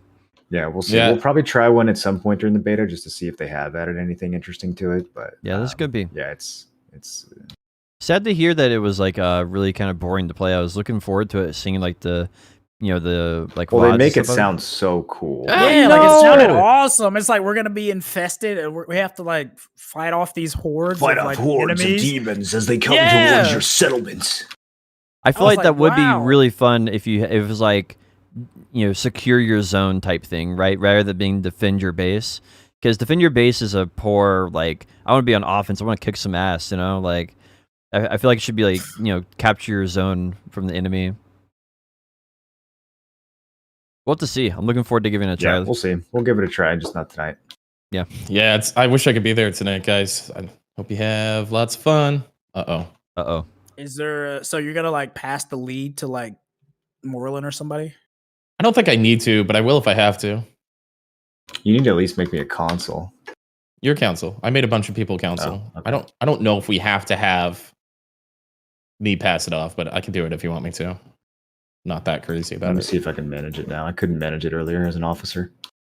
Yeah, you 100% can as council. Is there anything else that we needed to talk about? Your I feel like attitude. there's lots of stuff to talk about in regards to so New World, much. But Yeah, what specifically do you guys want to touch on? I gotta say, kinda... on the invasion thing, I was freaking out when I heard that we were not going to defend it, because I was like, I thought that it was just like a regular player versus player thing where you lose the region. I was like, no. oh, Yeah, we're gonna lose the region. No. Oh my! I was like bro, 100,000 gold gone. Bro, that's what I was thinking, bro. I was freaking out. But I'm glad to hear that wasn't the case. This is research. I am excited we're on the same server as Cathalion, and we get to push those boys around a little I bit. still don't know who that is. King Nathalion That's was okay. a really famous server crash. He had like Is that what happened? 5,000 viewers or something. Yeah. And then like Facebook paid him like $6 million to be a Facebook streamer. Bro, he got $6 million to go to what's it called? So that's a Mixer. Fortnite streamer or something? Who is he? No, he's some like 40-year-old boomer gamer. He played like Wow. MMOs and like random games. So I have hope. He's like a variety streamer. He got definitely. He played Destiny and blew up on Destiny, getting like thousands of viewers there, and then he got paid $6 million to go to Mixer, and then if he could have denied the Facebook contract, but he didn't, so he gets another $6 million to go to Facebook. I think that's basically how it works. I don't know the exact details of the contract, but I think that's what it is. So he's gotten $12 million, and he streams to like, I don't know, 300 to 600 viewers or something like that. So, is it that? Oh shit! Yeah, I don't know how Facebook Gaming's going. It could Damn. be fucked to have one. Yeah. If I already had 6 mil, I don't think I would take another 6 mil to end my channel. I don't know. What do you guys think? Never have to work again for $12 million. I mean, that's kind of a. I don't give a. It's kind No, of a if no-brainer. You already have the 6 mil though. You would take another 6 mil to cut your channel in half again. Yeah, Yeah. because if you have 6 million, probably isn't enough to like retire and live like super comfortably. First, use the first 6 million to like buy some house, What are you homes buying? and cars, and then put. 6 mil's not enough for you to be comfortable. Not if you get sick. Well, you need a I lot wa- of money, man. So I would I take would the be second uncomfortable 6 mil. streaming on Facebook for the rest of my life. That's what would No, make me it's not the rest of his life. I'd be fine with 6 I'd mil. take the second. Oh I'd take no, the it's second not. 6 mil. It's not forever. I think it's like 4 years or less contract. That's way too long. That's way But too the long. thing is, like when he comes back, it's gonna be like for him, since he's a fairly large Twitch streamer or was, right? When he comes back, it's gonna be like the coming back of Shroud because people love the dude. 4 years for 12 mil, bro. That's a fucking Shroud. steal, dude. Yeah, I mean, I don't know what the exact time is, but you can look it up. I think it's public. But yeah, I mean, it'd be like he's going to come back and have like 20,000 viewers in some huge Destiny stream, and then he'll just go play wherever he wants again. I don't think people still care about Destiny that much, do they? Oh, Destiny's there's still- huge. Oh yeah. Yeah, there's still quite a bit of volume over there. Okay. I thought about Destiny's okay. For me, it's like a lack of content. I want to like it, but the loot shooter kind of WoW thing just doesn't make a ton. I had fun playing Destiny 1 on my PlayStation 3 in my bedroom with a bunch of British people I couldn't understand. And I did it for like 2 weeks, and I was like, okay, I got like some rare weapon, and that was it. It didn't really have like the depth, I think, to like really sink teeth into. And I think especially when you're streaming a game, it's got to have depth, or else you just lose your fucking soul. Right, boys? Yeah. Yeah.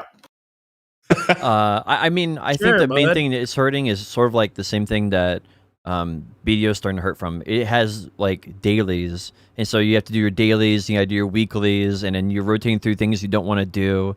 And I feel like it suffers a lot from that. I didn't think the Destiny 2 dailies were like They're not- tedious. No, They weren't bad. They're not. They they're not weren't like egregious. magnets. How do they work? And Because WoW their game's and, actually Wrath like of the Lich somewhat King. fun. Their game is somewhat fun, so you don't really mind doing them too much because every part of the dailies are actually enjoyable. Yeah, I mean it's kind of cool, flying around and shooting stuff, with a rocket launcher instead of like hitting tab in World of Warcraft. Yeah. Oh my god, the Wrath of the Lich King dailies, dude. That was like peak dailies. It was so bad. Tim, are you feeling better about New World now? Am I feeling better about it? Yeah, you feeling better about your progression? Are you still doing town board or what are you doing? I am waiting to they log nerfed in. I know they did nerf it. We had a insane amount of discussion about that in the Discord this morning. Mostly because Drax Ghost Rex is against one of it. the dumbest person I've ever met. But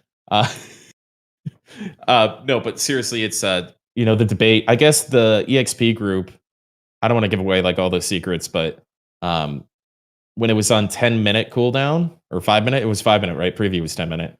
Yes. It was more than double the second best way to grind experience. And so it being nerfed to 30 minutes, all you have to do is like some other shit, go gather a Right, little bit just more. Go gather a little more, exactly. Right. And so I think effectively the amount of EXP that it'll be reduced by is very small, but you're going to have to think through it a little bit more to be able to fight against that. So I spent a little time watching Game Nadian play and how he was going around and gathering and kind of there's a little bit of dopamine when you like unlock the next level of gathering and you get tools and equipment for it and stuff. So I was a little fucked off about like being forced into that. But, as long as it's efficient, and now that I'm really starting to kind of slow down, take a look, turn the sound up, take a look at the game, and really kind of enjoy the game, cutting down some trees is not the worst thing in the world. And then I think I was in too big of a rush and lost sight of what I was supposed to do, and obviously got way too caught up in playing Windows 95 sounds in the towns. But I'm looking forward to quietly going and logging some trees. I hope they buff killing mobs because it's fucking garbage that like you can kill a strong mob and get 20 EXP. I They feel like should, is that a because we're thing? all going through here and not really hitting too many mobs. We're not really understanding like the differences between the weapons and stuff. It's not really giving us an opportunity to like work on that and shit. So I completely agree that mobs need to be turned up. I don't think the board needs to be turned down necessarily, but you need to have like a life skill way to do it, and maybe you need to have a go out and PVE way to do it too. Yeah, one of Yeah, the, they just need to buff combat a shitload, especially early game. I don't. For I think the delay to the board refresh was perfect because all that effectively nerfs is people who are getting fed materials. Yeah. It doesn't really nerf someone who's going out and gathering their own shit because they need a lot of time to do that anyways. So the longer timer doesn't really hurt them. It just hurts people who are standing in town getting fed, and that's fine. Like, I saw someone who was level 55 yesterday, a big streamer who just had an army of people feeding them levels. Like, absolutely nerf that. Yeah, 100%. But they need to give combat players a competitive way to just level their weapons and their combat as well, so that not everyone is forced to craft. I really hope what they do is they think about this very carefully, because I would like to see different types of PvE for grinding, right? You have some maybe it's really good, like Mirmux, really good for EXP, really bad for money. And I'd like to see the same thing in this game, where you have some spots where you're like, this is the spot you go to and you farm for EXP, but you don't really get any gear. You want gear, you go to the dungeon. Or you go to, the dungeon-like activity in your region, wherever that might be. And so I feel You're like gonna love Scorpius, dude. You're gonna love it. I feel like separating those Did out. you not do Scorpius with us in the alpha? No. Potion? No. Oh, wait, did you do it? How much of the alpha did you do? I literally just did the starter zone. That's it. I got to like 25. Bro, oh my god, like you Is that the did all the Scorpions that were power shitty leveling parts, people with? bro. You're gonna love this game 10 times more than you do now in a week. Yep. That's hard to Yep. believe. I'm looking forward to it. You're really gonna like Scorpius. It's not I know you like things like white and black, right? Like you want, go here for that one thing. But it's a really fast. You have to do it right. It's hard. There's a little bit of learning curve, but once you get it down, and if you have one or two people who are experienced, you can pick up any weapon you want and just start maxing that thing out. And you get such good experience. It's good gold, and then every once in a while there's a rare drop. So it's kind of the answer for that bridge of monotony that happens as you start sliding into the 40s. It's like, all right, this board sucks. Whether it was the PvP missions we were doing in preview or the crafting board we're doing now, you really want something different to help you get to that 55 plus level where doing rifts is viable too. And that's where PvP should be. And that's where the gear really is. And then there's other things that are along with it. But you're really definitely going to like Scorpius and that grind. The reason I say that is really just because, like right now, the crafting and low tier stuff is unviable because of the amount of gear you get just simply by playing the game. And I feel like that is an issue that would only be further exacerbated if you encourage grinding activities.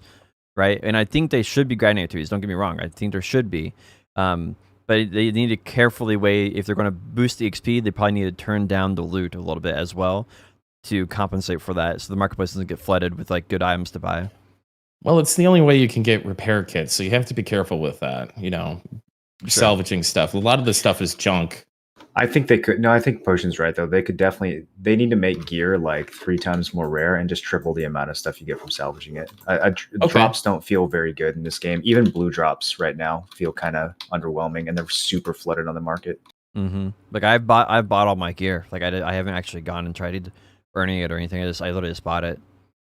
Somebody crafted me gear, and I'm very happily wearing crafted gear. And I think that's something that should be done, right? That seems like a very rewarding thing for both you and for the person who crafted it. What doesn't feel good is I got 10,000 loot drops and I've been saving them all in the bank, and here you go, right? That doesn't feel good. I think crafters don't have a very big impact right now until max level. Yeah, and that's a whole lot of grind. Because drops while you're grinding, drops while you're leveling are way too common. There should be a little bit more reliance on crafted gear. Yeah. From levels 1 to 59. Right now, it's like only the level 60 crafted gear that's really high. I think in the 35 zones, if I was like, the way I would handle that is in the 35 zones, I would like maybe like increase the XP by 50 or more %. I don't know what the magic number would be, of course, and then probably halve the loot, at least half the loot. I mean, the other problem is the faction gear, right? Like literally every 10 or 15 levels, you just get a free set of very good gear. And it's not free exactly, but it's guaranteed, and that just takes away the sense of progression from the other big activities power you're doing. spikes too. Yeah. Yeah. Yeah, absolutely. I haven't actually done any of the faction stuff yet, so I haven't got Dude, any of that gear. The more I listen to this game, the sound is like the wind hitting the trees when a gust of wind Bro, comes through. It's not all the go- time. Go to Cutlass Keys and just listen to like the fucking crickets in the jungle. It's so good. That's awesome.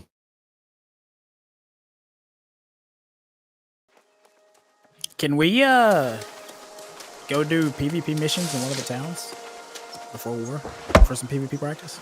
Yeah, there's actually a big faction war that was happening in Everfall. Purple's trying to take it.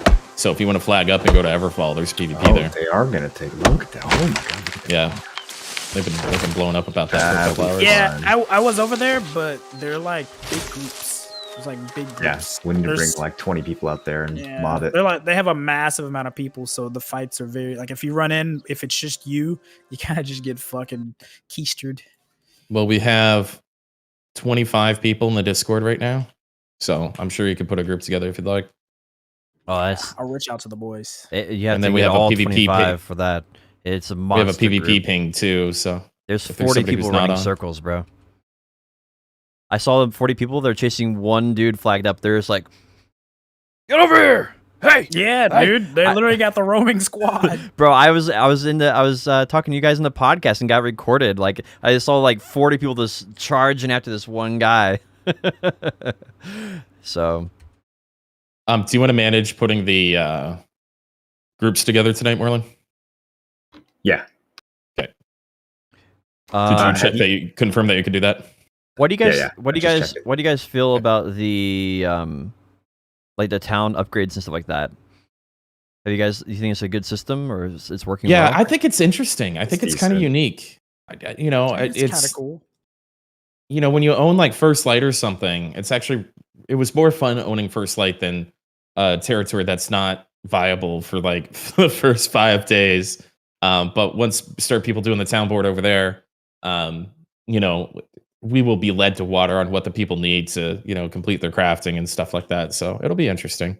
Dude, those guys gotta have made so much money off of taxes in the first like 3 zones. The people that got those early, In the because they all preview, have like taxes maxed.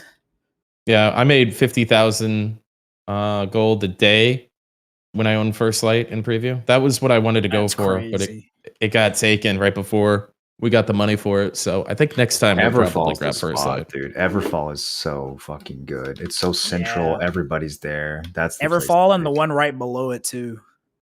If I had Everfall, I would put taxes pretty low to minimum or pretty close to Everfall minimum. stays relevant though because it's adjacent to Ebon Scale Reach, and Reekwater. I just feel like it's in such a good spot. It's so central. You can use that as your crafting hub all the way into in game.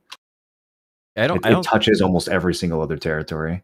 I don't think it like you need to like keep taxes lower. Like I don't think people would go to another region just because taxes are high. There's some cunts that are just like really upset about taxes. And so what it would do is because of the location, you could have, if you're at the lowest taxed territory and that's centralized, everybody would go to it.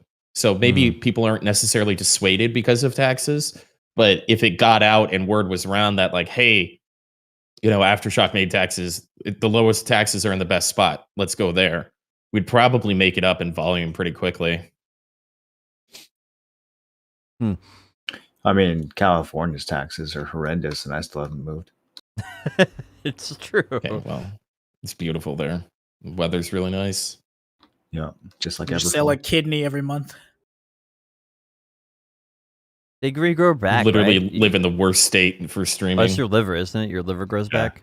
Yeah, sell half your liver every couple months. Your liver grows back? How you do it?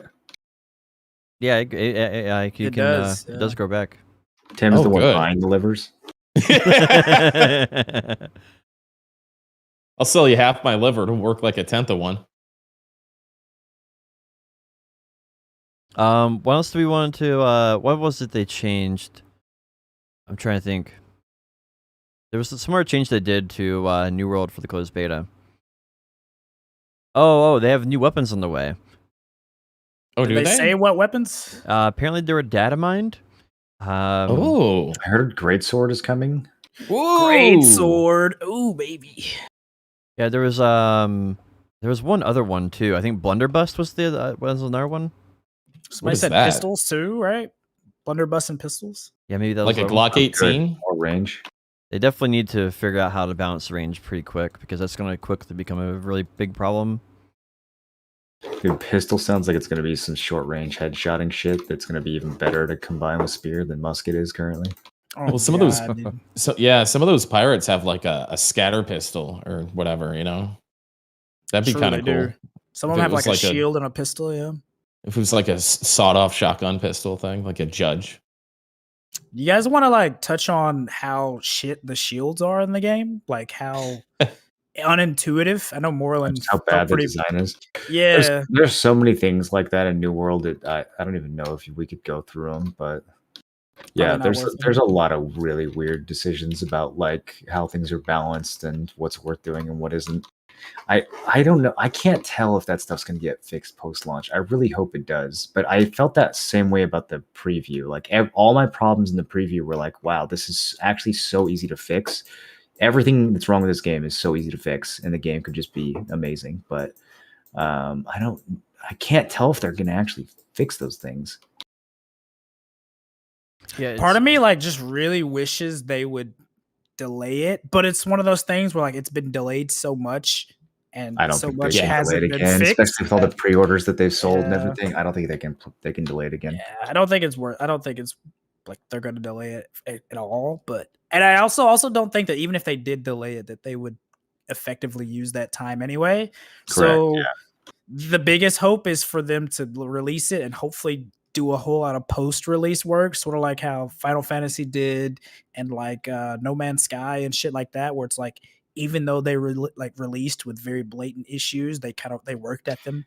Yeah, like the launch is not going to be a disaster. We've seen enough to know that aside from potential server issues, which still seem to be a big problem, the game itself is not going to be a disaster at launch. So we at least know that, and then it'll just be a matter of like a month after launch, are we still having fun, or are all those issues getting to the point where it's like, okay, this shit needs to get fixed now? Yeah, absolutely. I think it might be the type of game you come back to in 6 months, after playing it for one. Yeah, like I also like that it doesn't have to be a main 24/7 this is your job game once you're like set up and you have like your trees leveled and you have your gear. It's one of those things where you could just hop on PvP with the boys. You have your set time where people can like siege your castle and share your settlement and shit. So like I like that it could slot into as a nice side game instead of having to be your life, right? Yeah, I agree with that. But you could also technically make it your life if you just want to fight all the time. Look for PvP. So you could, That's my you plan. could just log in once a day and do a 30-minute siege, or you can be one of the people out world questing for 6 hours a day, just clapping people all day long. And so there's Exactly. definitely the potential for hardcore and casual contributions. yeah, and I think that's a big thing because a lot of people, especially in the MMO genre, they just cannot wrap their head around the concept that you can play more than one game and you don't have to play that game 24/7. Dude, I get nagged about that all the time. Is this your main game now? Is this your main game now? It's like, can I just play more than one thing? Hello? Mm-mm. Yeah, and I don't know if that's like just an MMO thing because like It's absolutely an MMO thing. yeah, because like with shooters, like people bounce between shooters all the time, and it's like not really that big of an issue. I guess it really is an MMO thing, right? How often Yeah. would you be willing to level up to level 60? In New World? Yeah. Once. Like if they did a seasonal thing, you mean? Mm-hmm. Like once a year Mm-mm. or once every 3 months? Fuck no, dude. Once a year at most. I think I could do a reset in this game every 2 years. I don't even want to level to 60 the first time. So Yeah, I don't think that a reset is the answer. I think that content patches and having more in-game meaningful objectives is what prolongs the game. I don't know about a reset. Do you think level cap is a good idea? Like increasing level cap? No, I think what they should do is they should add like very granular min-max end-game shit that you have to PvP for that makes your stats like 3% better than the guy who didn't have it. You know what I mean? And it's like little like legendary gems or something that you have to own a territory in order to mine, and like there's just some like very hard min-maxy end-game shit that people kill each other for. I think that's probably the type of thing they need to do. I definitely don't want to just level in this game. They could make this game a seasonal game, but they'd have to completely redesign the leveling. They'd have to make it so that like when you're out leveling, you're PvP flagged and you're getting action and it's actually competitive, and controlling territory means that you actually have people in that territory fighting for it, not just that you siege once a day. And I think that'd be fun. Yeah, they would have to redesign the leveling completely if they wanted to make it a seasonal game. I really hope that they make. It doesn't even have to be all of the outer areas, but at least some of the areas deep up north need to be like insta flag, like always flag. Cause it's kind of, so fucking stupid that Absolutely. like you literally just go and attack somebody's mob. And if they're in a group and you're not, you'll get more EXP than they got. Like that's kind of weird. And that like you could spend 2 minutes killing a crocodile, and if someone hits E on it before you do, they're the only one that gets the skin. That's probably the worst one, is people walking up and stealing their skins. Like, how is there not a timer on that? It's fucking absurd. And it's so weird. It's just wait till end game rifting, dude. People from the enemy faction will walk up and just leech your like level 60 rifts. There's not a goddamn thing you can do about it. You're just forced to feed gear to the enemy faction because they have PvP turned off. Yeah, that's something that I feel like we were talking about that in Discord earlier, and I think making that where it is sort of like Arcade, where the zone goes to war, or like you're automatically flagged up for the enemy faction and stuff like that. They need some type of mechanic along those lines. Yeah, I think they will be willing to do that, but not until post launch, and not until a bunch of people are complaining about it. And it has like the PvPers have to actually be vocal, because right now it's just a bunch of like, oh my god, I got hit by a player. Like it's those people who are on the forums making all the noise, and that's who the devs have been listening to. Yeah. The PvPers unfortunately need to be much whinier in order to get this game to get that part of the game to be fixed. Tim, we need you to be more vocal about, Dude, that ship sailed. I'm not doing any of that shit. Fuck you. Listen, dude. Join the partner program and Listen, you did it for BDO, and they finally listened after 3 years. That's so true. You should You start fixed BDO. early. You should They start listen to early. Moreland. I'm not, dude. I was such an insufferable piece of shit during those days. Was? Oh. What's wrong with you guys today? I have feelings too. I'm just so offended by the Windows 95 sounds you were playing. Sorry, I haven't man. recovered. No, I promise I won't do that shit again.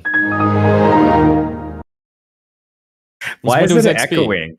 It was Windows XP. Why is it echoing though? don't know. Motherfucker, dude. You're playing Stop. two of them.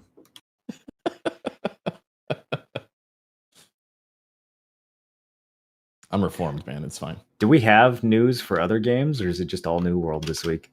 What's this? I don't know, we could- lawsuit thing. Oh yeah, you guys want to talk about yeah. Blizzard and just harassing women for years? Oh, did that happen there too? It wasn't just Riot? Bro, there's been a 2-year investigation apparently, and who knows how long it's been happening before that. Oh my god. Yeah. Yikes. I think that's really weird, dude. Why is I don't know, dude. It's so weird that it's like It's people- so weird. I don't know, dude. After working at Sony, I could not imagine that shit. Corporations are so fucking careful. If they catch like the scent of a hint of any kind of harassment, you get in so much goddamn trouble. And then you have companies like Riot and Blizzard, where it's like you have people literally groping ass at company functions, and they're like, "Hey man, that's kind of not cool.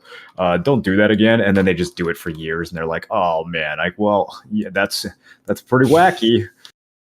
That's It's Like, it really is wacky. fucking weird, dude. Because like I don't although get the- it, bro. I don't get like who are these people that let this happen for so long? Well, it's up from Like, the top down for don't sure. they want to preserve their company? If nothing else, don't they want to preserve their reputation, even if they actually don't care about their employees? It's fucking wild to me, dude.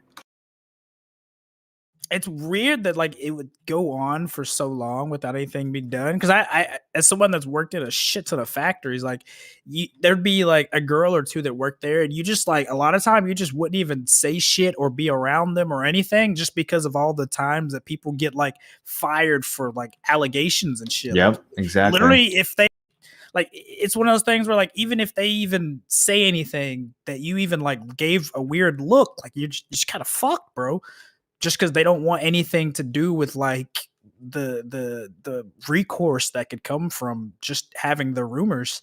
So like I'm surprised that it's been going on openly there for Okay, so long. so I'm not super surprised. My one of my good friends works at a car dealership, and the stories she comes back with are horrendous, absolutely horrendous. So I don't think this is some like women being molested or saying some weird shit or something in the workplace is uncommon. I think some people run a business really well and respectfully, but I think there's probably way more than anybody possibly thinks of a bunch of companies with just fucking degenerates everywhere. But like in like a car salesman thing, you kind of expect shitty people because it's kind of the MMO, right? Or the Yeah, those aren't gamers. Those are car salesmen. Fuck people's lives over. These are gamer bros. What are they doing? Why are they grabbing so much ass? Yeah, but I mean, it's like the service guy manager is like at the biggest ass grabber, and everyone's like, "So, what illegal drug do you enjoy?" I like doing coke all the time. We use this bathroom for coke. It's like it's that like obvious. Oh yeah, serious, definitely, 100%. So, I mean, when you're coked out of your mind, grabbing a little ass is just kind of like a side dish, right? Oh god, bro. I don't know, man. I think the story, the real story here is and there's no recourse either, right? Like if if she went to HR and complained, which she should, she could never get a job. There's like some umbrella corporation that runs most of the car dealerships. She would be 100% blackballed, would never get a job at another dealership again. That's so confusing to me though, because all you have to do is just like collect some evidence and then sue them, and they like you don't have to work anymore. Like, well, you can just own the company. Because like I, for one, am a person that wholeheartedly believes, and I will never accept what anybody says otherwise. HR is not there for you as an employee. HR is there to preserve the integrity of their company, to the longevity of their company. HR gives no fuck about any individual person. So like you would have to have some really compelling and like proof. At least that's the way it is in like the factory environment and like right. I'm not saying that they're gonna do it because they care about you. I'm saying they're gonna do it because they A, don't want to get sued, and B, don't want to get canceled on Twitter. Like just out of self-preservation, I would think that you could pressure these companies into doing the right thing. It's crazy to me that doesn't seem to be the case. I don't know how these people keep getting away with it. I mean, I'm not sure what the case is, right? There's, legal things that might be different states, but definitely seems like it's one of two extremes, right? It's either they're almost too strict on it because they're so afraid, or the opposite of it. It's like they're literally just don't care at all, and I feel like it's kind of crazy. That's such two big extremes. So, like here in the States, we have what's called at-will employment or right-to-work states. Like Mississippi is one of them. And in those states, you can be fired and they don't have to provide any reasoning as to why you were terminated. Right. So a lot of times, if there is anything kind of like that or anything that would like look bad on the company, they just will fire you, and they're literally not required to give any reasoning as to why you were fired. And that's how it is in Mississippi. But yeah. So don't know there's how about no other places. there's clearly still some form of wrongful termination though, because if you have evidence that somebody fired you because of like your race or your gender or something like that, you can absolutely sue them, even in Mississippi. So like I don't know how that works with sexual harassment. I'm sure the laws here in California are stricter than most, but there's got to be something on the books where if you have like a recording of someone saying some shit, or especially Sure. like a lot of this stuff goes on in emails, a lot of this stuff is going on at company functions with tons of witnesses. Like I feel like there's got to be some recourse there. True. Maybe I'm just in that naive. situation, in that situation where But if you literally I've have seen people get proof. sued for nothing, dude. I've seen people lose their jobs over nothing. I've seen companies settle over false allegations. So like, why won't they settle over real ones?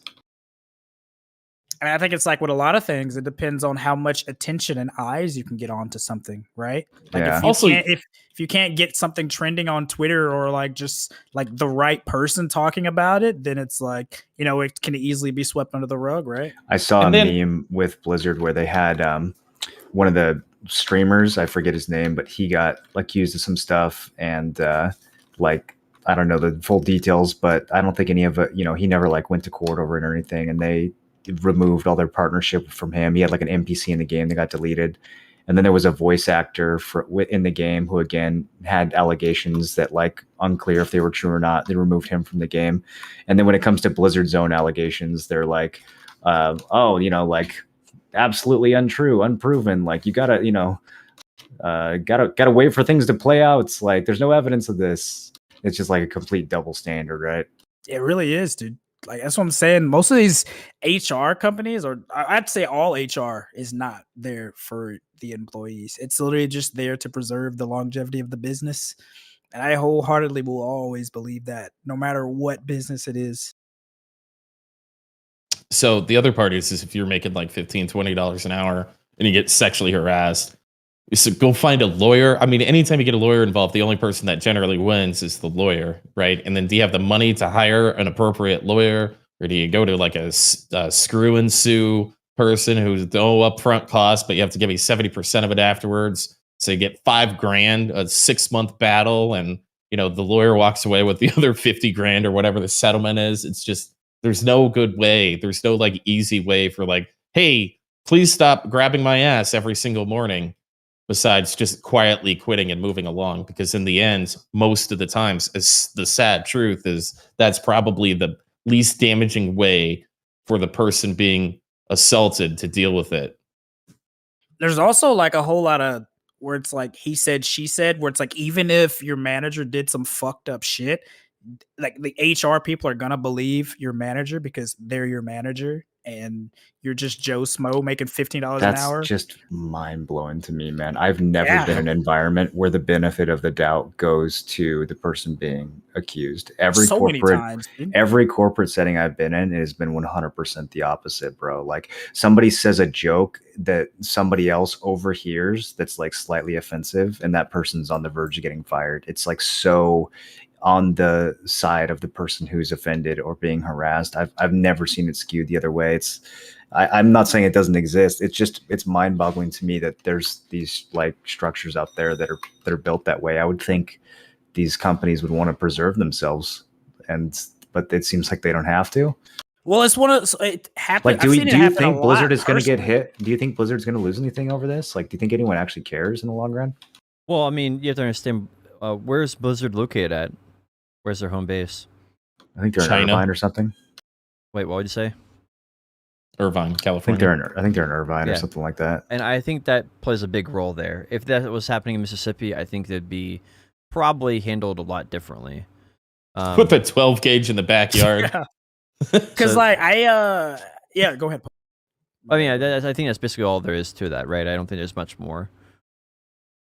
Because I don't think California is a at-will employment state, like a right-to-work state. So I think they have to give you a legitimate reason for like firing you. But I remember when I worked at Caterpillar, and they had these things called CI cards, like continuous improvement cards, and they were like this thing, yada yada yada. They're like, yeah, if there's issues in the workplace or things wrong with your process, submit this and we'll fix it. And it was actually just like a thing that made some desk HR person look good, but they actually never fixed the things that were fucked up. So one of the guys, he was like, he put in a CI card for the same thing over and over again, telling them to fix it and fix it and fix it, and never fixed it. Well, then like when it was time, like when it actually caused an issue, he was fired for not working safe. When the protocol was for him to do the thing that was unsafe, and he was reporting that it was unsafe, but like he kept making so much noise, so they literally fired him for working unsafe. But that was his job. Sounds like somebody at that company is a Six Sigma black belt, dude. That has got some bullshit written all over it, man. Those are some of the worst people. Like, it happens all the time. They literally will just yeah. fire you and say you were working unsafely when it was like, but I've been doing the same job for years. So I can definitely see that a lot of bullshit gets swept under the rug, especially in like situations where you're, like blue collar things, or like something where you're not getting paid some crazy high amount.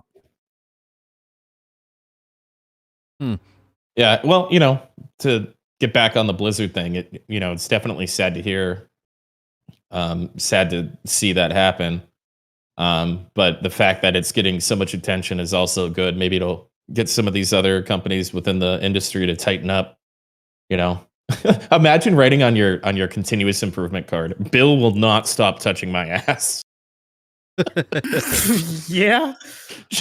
He just won't calm down with that.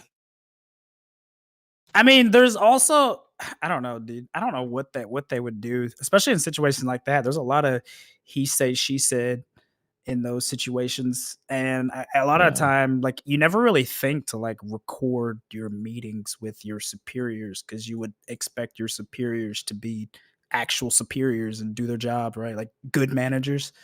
You actually can't do it in California. It's illegal to record somebody without their consent. Really? Is that a thing? Mm-hmm. Yep. Has been for a while. So you're getting harassed at work and you try to record it for evidence, and it's inadmissible because they didn't have consent to be recorded. 100%. Wow. That's it. Well, Moral, there's your answer, dude, as to like how a lot of this stuff doesn't make it to light or get enforced, right? It's just crazy to me, man. It's crazy. I guess it's more like morally shocking than anything else. Like just the fact that all of these fucking people can watch it happen for so long too, and they're just so fucking self-serving that they can't be like, hey, dude, like stop fucking doing that for real. Like anytime that something like that, I was at a work function and somebody got too drunk and like leaned too close to one of the female coworkers, there would instantly be like 3 different dudes that are like, hey, dude, fuck off. Like literally hands on his shoulder, pulling back. Like everything was always so erring on the side of like, take care of your coworkers and your friends. Like, I just can't imagine what sort of weird fucking environments these people are working in where that's not the default behavior. Dude, I don't think I have ever been in an environment like that. It's always been really top. I don't ever think I've ever been in like, and I'm not even going to get into some of the stories of the shit from when I was in the military with like, I don't think, but again, you also have to think that I've only ever worked like blue collar jobs and like military service. So I've never like been in a white collar degree job or something like that. Right. So I don't know if that's the way it is for every place, but definitely in a lot of places like that where it's like, I mean, even when I just worked retail and like we were all out having drinks after a shift or something, no one was like, none of the managers were like going around grabbing ass. Like, I don't know. Oh my God. Really? Dude, I worked at Circuit City when I was a teenager. No, they were terrified, bro. They didn't want to get, they didn't want any like hint of, they wouldn't even like ask, half the time you wouldn't even ask one of the female coworkers out to dinner or anything because you were so scared of like, the potential backlash if they saw that as harassment or something. The managers were fucking the female employees in the bathroom, and then they were giving the employees the manager codes. So when they quit or got fired or something, they'd come back and max out their time card. And like the hours before it was supposed to be done, so they'd have to pay it out. Like nobody would catch it until then. There were dude. My retail experience, T-Mobile was even fucking worse. I guess T-Mobile. My manager was borrowing money from the fucking till at T-Mobile, and everybody just knew to close register won $50 short. Except for me, they didn't tell me. I guess they thought I was a fucking narc or something. But I closed it without it being $50 short, and they're like, "Oh shit! Well, you're fired." I'm like, what? I had to call a regional manager and be like, "Look, this is what happened. He's borrowing money. I had nothing to do with it. I quit." It's kind of crazy, Moreland, that you've worked in like all your workplaces have been like super PMA. Yeah, really. I don't think I've like had They're PMA. so it's always so rigid, dude. There's always like a fucking like 6 hour seminar that you have to go through about like appropriate behavior in the workplace, and like you're not allowed to do this, you're not allowed to make any of these jokes, you're not allowed to fucking hit on anyone, like you're not allowed to touch anyone, you're not allowed to be within 18 feet of the other gender. Like it's always so fucking careful. I mean, a lot of places we do those little HR things when you first get hired, but a lot of it definitely ain't enforced. Yeah, I don't know. I always got the sense that I would be fired in a fucking heartbeat if I made any kind of problems for anyone at any of those companies. What do we want to move on to? You want to talk more about New World? I can't think of any other topics. I don't think there's been a whole lot that's happened this week other than that, right? Yeah, we've just been grinding our face to the fucking. I mean, if it is, we probably wouldn't know about it, right? We've been playing so much New World. Unfortunately, it's like we're all so focused on New World, and we haven't had a war until tonight. So I'm sure we'll have a couple, and we'll have a lot more to kind of go into. But it'll give a lot of insight into it all, also, right? Because we'll be able to know that this is. This is a problem in large scale, or this is a really awesome in large scale. So, I mean, you'll see why I was like so optimistic and hyped for this game, right? It wasn't just like, it's pretty funny. Somebody last year when I was playing, the probably number 2 question I got was, if this game was releasing, would you quit BDO to play it? Which is like a really fucking normie Twitch thing to ask. But after like the 80th time it was asked, I was like, you know what? It's possible. Let's see what they do in the next year. In its current state right now, probably not. There's not enough weapons or variety or really in-game content. But it just so happens that, I'm definitely done with BDO, and this game's coming out, and it came out in a pretty good state. There's a really good foundation here, which I always saw, in the beginning. And I was hoping that even though there's evidence of the contrary, that they would keep pushing it in at least a decent direction. So I'm really happy. I hope you guys didn't, took my excitement and are starting to see why, even though it's only 3 or 4 days. Tim, and I can never VoIP again in this game. I have had a banner in the top right of my screen of my stream for a year for New World. Longer.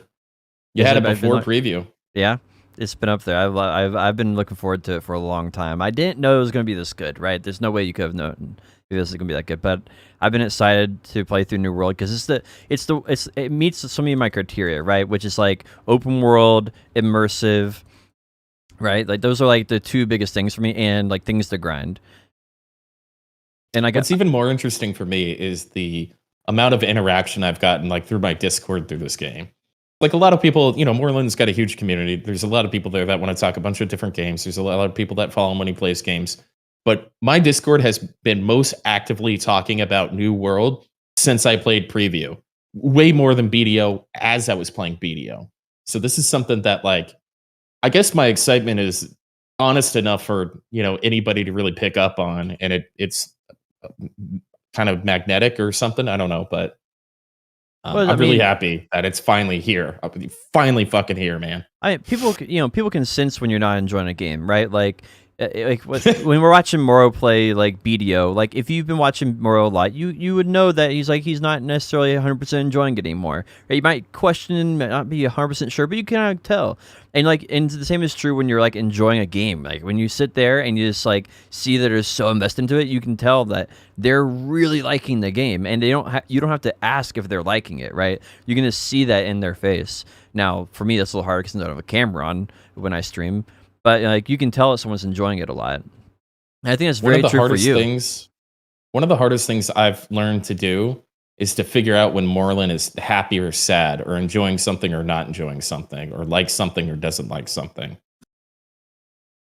without That's him because everything's expressing granular for me. I don't really have black and white reactions. There's always things that I don't like and things that I do like, and everyone wants me to just, is this game worth it? Yo, should I buy this game? And it's like, well, to me that's a stupid fucking question. Like every time I get asked that question, I just like, I don't know. I literally don't know how to answer it.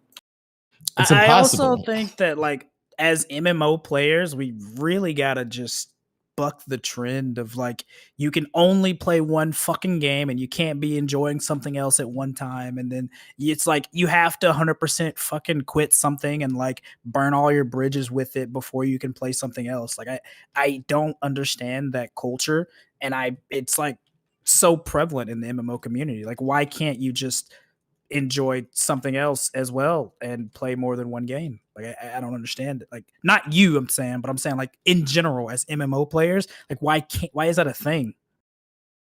So I agree with that. And furthermore, like I quit BDO because I was done with BDO. I had no idea what to. I was playing Star Wars Galaxies. Like I was just doing other things. And then this game happened to come out, so I didn't quit BDO for New World. I agree with you that that's kind of like this toxic, weird mentality. I still am going to finish all the Dark Souls games. I've still got all these other things I'm going to do. But this game's only out for 2 weeks and then it's gone. So I can play this alone for 2 weeks. But after that, I'm not going to make this. I'm going to learn from my mistakes with playing that BDO drilled into my head of, you know, you can only play this game or you're dog water, you know? So. Exactly, right? It's something, I mean, even something that I struggle with where it's like, okay, if you're not enjoying something, it's like, why? And obviously it's hard to differentiate as a streamer, right? Where it's like, you kind of feel like you're forced to play what you have to play just because. But I don't know. I think it's one of those things where like we really shouldn't let ourselves get to those points, like where if you're not enjoying it, don't like force yourself to play it for months and months on end, you know? Mm-hmm. Yeah, I think that's probably one of the biggest mistakes I've ever made. Like, not just with streaming, but literally in my entire life, was not quitting BDO sooner. I feel like it had such a weird effect on my like just overall mental health and like I don't know, just my mood and like the level of like patience that I have towards other people. Like there's so many things that deteriorated over the last 12 to 18 months playing that game. I absolutely like regret not quitting it sooner, and I will never ever put myself in a position again where I'm playing a game that makes me feel that way. Like I will literally just go find any other job. Exactly. And it's like a compounding thing where it's like if you hate it, if you already aren't enjoying yourself playing it, then like you see even more of the glaring issues and it makes you feel even worse. And then it's like, and it's you a have the slow social burn aspect. too. It's a slow, like you don't notice it until it's gotten so bad that like, you know, you start noticing it affecting other parts of your life and stuff. Like gaming is, you know, it's always been, since I was a little kid, gaming has always been, you know, one of or the biggest outlet for me. And when I'm forced to play a game that's not an outlet every day, it's so toxic, man. I feel like even now that I've quit, it's going to take me a few months to recover from how shitty I felt towards the end playing that fucking game every day. Yep. Yeah, and it's one of those things where it's like, who knows? I mean, maybe if you had stepped away for a while, you know, you would feel as, you know, as like torn down, you know, about it. I tried that, right? I stepped away for probably a month straight, and all I really got from that, and I think we had a little bit of a conversation about that when the first week I came back to the podcast, right? Like I even didn't do the podcast with you guys, and I love you guys sincerely. But like I just had a breaking moment. I had to get away from all of it. It was the worst parts of myself. I had no idea why I was continuing to do this, acting like this, or the way I was dealing with people, just everything. So I just yeeted all of it. And when I came back, I thought I was healthy enough to just like casually touch the game, and I was. And when I did, I was like, oh right, this is terrible. Like there's so many glaring bad issues and such stupid toxicity. It's like this just isn't healthy. It's like so it's the difference between being a veteran player. Any game though, right? Yeah, it's just the difference between being a veteran player and a new player. If you're a new player, you'd be blind to all those things and play them a long time. But with streaming, you're encouraged to play the game past the point of enjoying it, in order to maintain either money or views or whatever the case may be. Right. Good point. And so like that, and then when you compound that with you're not enjoying the experience or the developers are being dumb, it just further makes the whole experience way worse. And like I definitely like people used to come to my stream and I used to be like known as a positive streamer, and recently people have come to my stream and like, bro, what happened? And so like I've had to work on being more positive, not necessarily because I'm not a positive person or optimistic, just because it feeds on itself, right? Like it's like almost like a disease of the mind to just be angry all the time. And like dude, I feel the same way, dude. Same fucking way. That's why Yep. I try to like think of it in the sense that like what else could I have done for 5+ years and got all of that time out of it, which is I know is a bad way to think, but it's one of those things where it's like, Instagram. okay, like anything is I mean I actually do, but anything is gonna be shitty after 5,000 plus hours of doing the same thing, right? Which is why I think it's good to have diversity and do more things. What do you play? Your beer back. Oh, okay. Too personal. Just got potion shopped. Yeah, No, that's a good point. And Yeah. and that's I like that that's his take on it. I think we're all very different people, and streamers are extraordinarily eclectic, and all this shit affects us, in very different and real ways. And so I don't think there's one answer for that, but I'm sure there's plenty of people who don't stream that still kind of get wrapped up. Plenty of my guild mates in BDO guilds were like way more toxic and obsessed with anger and all that kind of stuff than I was.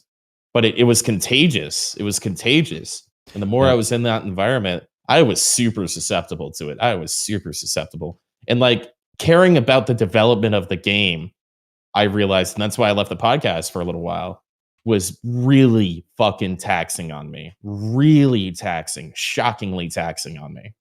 Yeah. And so that's why that's why when we're having conversations about like what's going on with this game and how it should be developed, and there should be a dungeon that's like this, I'm like, how about we just let's not put what went on with BDO onto New World 3 days into the beta. You know what I mean? Like, let's just chill. Let's have a positive outlook and be hopeful, optimistic on how this development curve's going to go. And then we can have a nice friendly discussion about what we would like to see versus what happens, or praise them possibly if they did something good. There was some weird glitch, the dead tree thing. Boy, dude, they were right Johnny fucking on the spot with that. If that was BDO, fucking good luck, dude. We'd be tripping over trees for 5 years. So I really do want to try to come at a different angle with this and not be so hyper fucking minuscule critical. And maybe it's because they come out with so much bad content week after, just doesn't matter. Brain dead, missing the huge piles of fruit that are on the ground rotting. They've been there so long.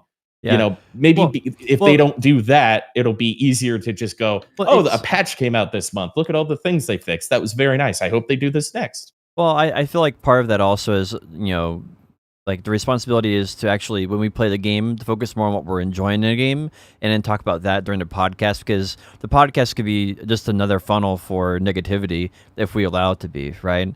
And so like And so like if we sit down and we're like, why did you enjoy this week? I'm like, I enjoyed this is why I've been enjoying in the game.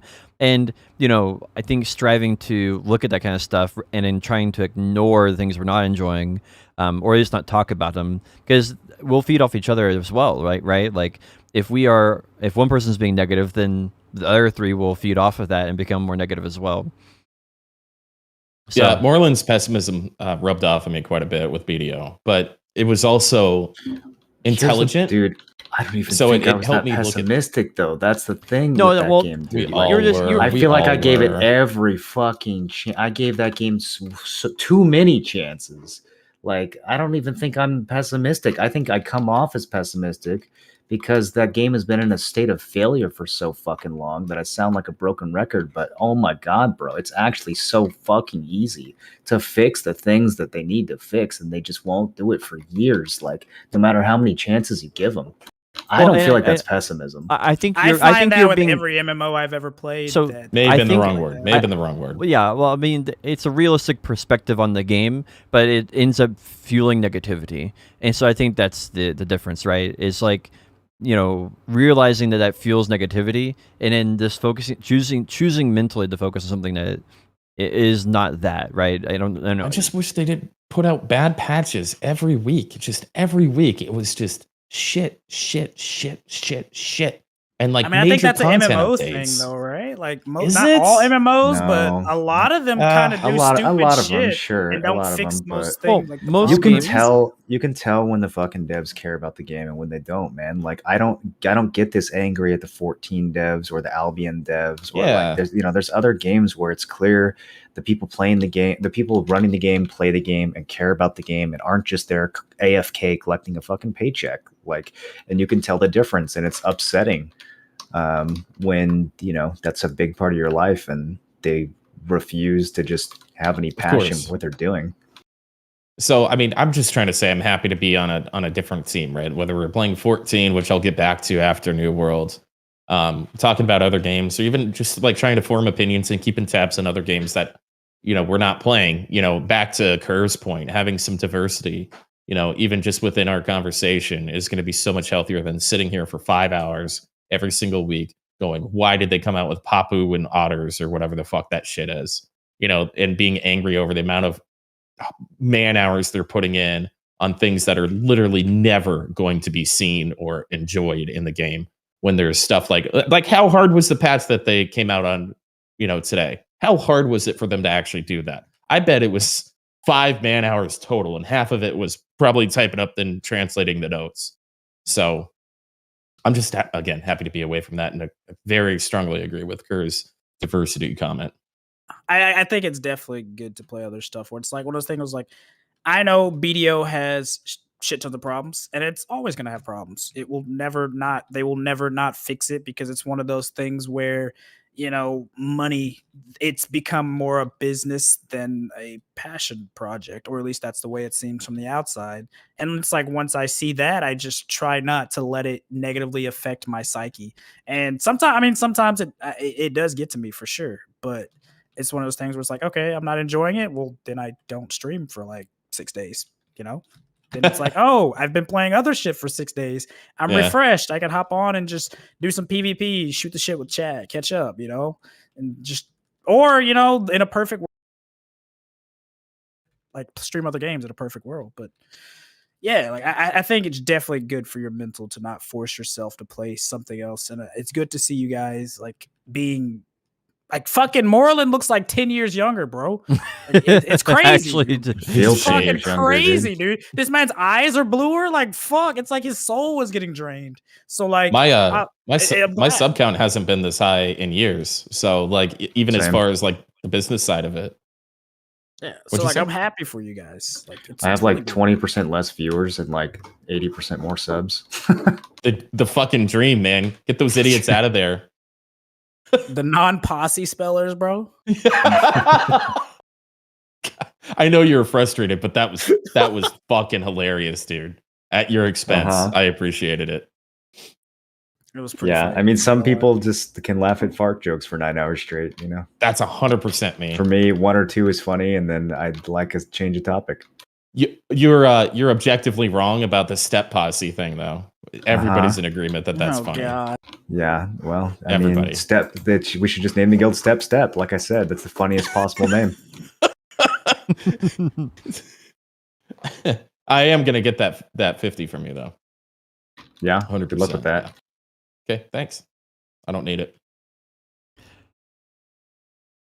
Must be nice, Step- dude. He step. does one subathon. He's like, fuck it, dude. I just throw $50. It ain't nothing. No, I'm gonna have to give him 50. Oh yeah, do you give me 50 if you fail? That was not the agreement. Well, isn't that what a bet is? The bet was, dude, you set up the terms. You don't seem I said, that confident all of a sudden. I said, how much money would you give me if I accomplished this task? Is that you what said? you I would said? give you. You seem Yes. to rewrite a lot of our conversations in your Oh head my right after fucking the god! end. No, you're trying to get in my pocket. I mean, I've got all this on the VOD. We can go check. It's been 24 hours, and now What you happened? just What realize happened? that hey, I don't- maybe I could get. We can't. If we tell too much about it, there's a bet about something.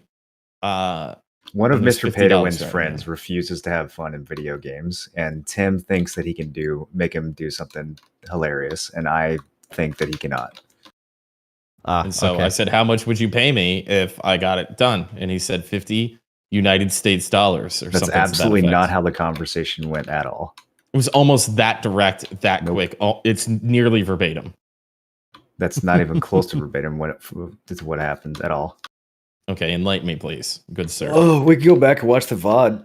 I mean, I know. let's I They know should do it everything I just as need an to know. exercise for Tim so he can see how wrong he is about this. I know everything I need This to is know like about the arguing with my guy girlfriend. It's the because he same. puts It's the same military way. in his name. Whoa, I don't think Do HR is going to appreciate that one. Do you remember when Potion and Tim had their beef, and Potion was describing Tim as an emotional communicator, whereas he is more of a logical communicator? That's exactly how I feel when I'm talking to Tim. Tim remembers how he felt during the conversation rather than the actual content of the conversation. Damn, that actually makes sense. This happens a lot. Yep. Confirmed. It's not a bad thing. It's just something that No, they you both have I have to- don't their need pros you to and cons. fucking console Is me. this an It's fine. intervention? Are we having an intervention right now? For Tim? Both things have their pros and cons, you know? yeah. At least For you know sure. how I feel immediately. That's true. I always know. I always know how Tim feels. Yeah. No, I am an emotional person. That may not be a surprise to some people. But I embrace it. I'm trying to adapt to accepting it and acknowledging like when I need to peel that back. It's an arduous process, but I'm getting there. You don't ever have to change, Tim. No, I don't have to change, but I'd like to do better. And I think that's I don't Good. see it as a better or worse thing. I see it as like there's a degree of there's like a dispersion of personality traits, and traits A and B are good for accomplishing the one thing, and traits C and D are good for accomplishing a completely different thing, and everybody has a different dispersal that's good for various things, and Tim's Yeah. kind of like I a think that's what human makes the Wolverine. I think that's what makes the podcast so interesting, is that this group of 4 people has very like there's some things we're aligned on, but there's some things we're extremely different on, and I don't think one person is bad or worse than the other because of that. I just think there's some situation where it's going to be a advantage and some situations where it's going to be a disadvantage. yeah, having Potion Shop on here is a disadvantage. Ouch, bro. Why'd you have to say that? Because I love you and it's how I flirt. That's fuck is a banter. I Thanks. cannot believe how fast Potion Shop hit 40. Really? Potion's a fucking gamer, bro. Remem- Potion, how long did you go before you slept that first time? The first day was pretty tame, I think. I don't remember. You were at 40 hours, man. Maybe it was like that second. The second time. day is when I went hard because I was trying to fix my sleep for my stream so I could wake up and stream at a regular time, like my regular stream time, that is. And then I slept 12 hours, and that just ruined the entire thing I stayed up for. Everyone went hard though. Like there's people who played every alpha who went hard, and they're still 8 levels behind Potion. So you didn't notice because you were like super fucking focused when we did the last Oasis wipe. But Potion Shop came in a couple days later and just zoomed right past my progression, even though like people were helping me and stuff. Like he was on a different fucking level. Like he accidentally swallowed a bottle of Adderall or something. He just got it fucking done. So I'm not surprised at all. At all. I mean, just- it's one of those things where it's like I'm a problem solver. That's just my nature. Right? That's why I like in a podcast I'm always like, oh, it'd be nice if they did this, and like because like I'm my brain just automatically tries solving a problem. Right? Anything that comes to my life, I try to solve the issue. And so the good side of that is like I become very efficient at video games, at least compared to your average player. But the downside of that is I can't turn it off, and that sometimes makes problems. It was like more surprising for me because like you're literally going into it not completely blind, but for the most part completely blind. So it's like shit, dude. And even people that didn't, or that played the shit out of the previous alphas, like some of the boys, they're like, shit, dude, like what the fuck? Potion was able to contribute like 20,000 gold like the second day. Like, dude, what that the was fuck, so bro? insane. Like, it was insane. Yeah, so for chat, we had to raise 100. I thought it was so in preview it was 10,000 gold to buy a territory, and they made it 100,000 in this closed beta. And so I fucking just went around. My job was basically to go around and remind people to give me all their gold. And Potion Shop just came in time after time after time after time. 1,000, 1,000, 1,000, 1,000, 1,000. I think it was like 8,000 or something. He bought like a tenth of the territory. It's absolutely insane. Yeah, I did 10,000. And it was a race against the clock to get a decent one. And we actually got a really good one. Outside of having a starter zone or Everfall, like having Morningdale is probably going to end up being pretty great. I'm probably going to turn the taxes down a little bit so people are incentivized. Then he contributed another 10K when we needed to take out or like could declare war for tonight's war. Oh, that's right. He like basically Yeah. funded the entire war. Right. It was 15K and he's like, I got it. Yeah, I put 1,000 initially, or 2,000 in, I think initially, something like that, to get us up to 5K because Tim wanted a safety net, and then they needed more for a 15K for that. So I think there's like different levels of forts that you can drop, so you could do it cheaper. But it was like, but Potion Shops and Aftershock, why would we do it cheap? That's so cool that a crafter can just fund the wars. Like Ghost Rags just gave me 5,000 gold. Just I mean, that's the way it should be. It should be Yeah. like that, though. Where like crafters should have some. He's trying form to of catch up. influence. I like that. Hey, can I That's have like money from- can I have like 4,000 gold? Yeah, sure. Thanks, need Ghost this money. Rags. I'm just kidding. I don't Also, actually need probably, it. I'm sure you don't. But I am still going to pay you back for the I 20K you've actually invested. do need some gold, Tim. I gave you like 3K. What's your, are you Prince? Yeah, somebody stole my name. Remember? I don't really remember. It's just Prince? Yep. Prince Black? Nope, that's somebody else. Just Prince. But I do fit the description, I guess. Yo, Ghost Why Rags would is you- money back. He gave me 1,000 too. How much do you need, Kerr? I need just 1,000. It auto-filled, Moreland. God damn it. I just want to be sure I'm not sending I thought some you were random... trying to make like a bad joke or something. You actually No. thought that was his name? No, it auto-filled, bro. It auto-filled to Prince BLAQK. And I thought There's he a did guy that. like that in That's our even better. company. than There's you a guy thought like that in was our him. Morocco. I thought QK? that- Is that how it's spelled? I thought that's how that would, because he was in our company, it would Wait, autofill. I have hold no on, idea why wait. else it would do that. You thought because of what? That I wait, because okay. It autofilled when I'm typing this in to send to player. It autofilled when I put Prince. It put Black at the end of it, and I thought it did that because you're in the guild, right? So it's like, oh yeah, that's the closest person's name who is like in your guild. I just assumed. I was double checking either way. It popped up. I wasn't just like, yeah, you put Black in your name because you're Black, right? How much money would you like? I just need 1K so I get bags. All right, I'll give you 1,500 to prove I'm not racist. It's spelled with a Q and a K. Fucking Tim, dude. It was. Once we get a good tax payout, I'll pay you back. Yo. From the company. Oh, I'm not worried about it. Yeah, we can I talk know about you're it not, some other but time. So what are you guys expectations for the launch of New World? What do you think they can fix, or what do you think they should work on? What are your expectations? That's a good question. I think nerfing the town board was the number one like actual content thing that they needed to do, and they've done that. So I'm happy about that. If they can just boost combat XP, or just maybe it might be even as simple as just boosting spawn rates, because I feel like if there was shit to kill, then you could grind. But half the time you're just waiting for things to spawn. If they could tweak that and give combat players the ability to level without having to do the town board, and then the crafters can just stick with the town board, I think the early game will feel a lot better and launch will go super well. I don't think they're going to fix all the annoying UI bugs and stuff. I think that stuff's going to be in the game for months. Can you give an But- example? Are you serious, bro? You haven't encountered any of this?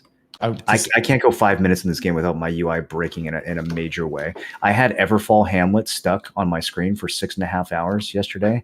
When I'm in combat, my 1 and 2, my weapons that I swap between, maybe 10% of the time, it shows me the incorrect weapon, and I use skills from the wrong weapon that my character's not holding. What? Like, when I'm talking to NPCs, my character gets soft locked and I have to unstuck. When I'm accessing my storage, my camera gets soft locked and I can't fix that without relogging. Like, there's so many fucking UI problems in this game. It's unfathomable. I've never played a game with a more broken UI than this one. Like, it's worse than Bless Online.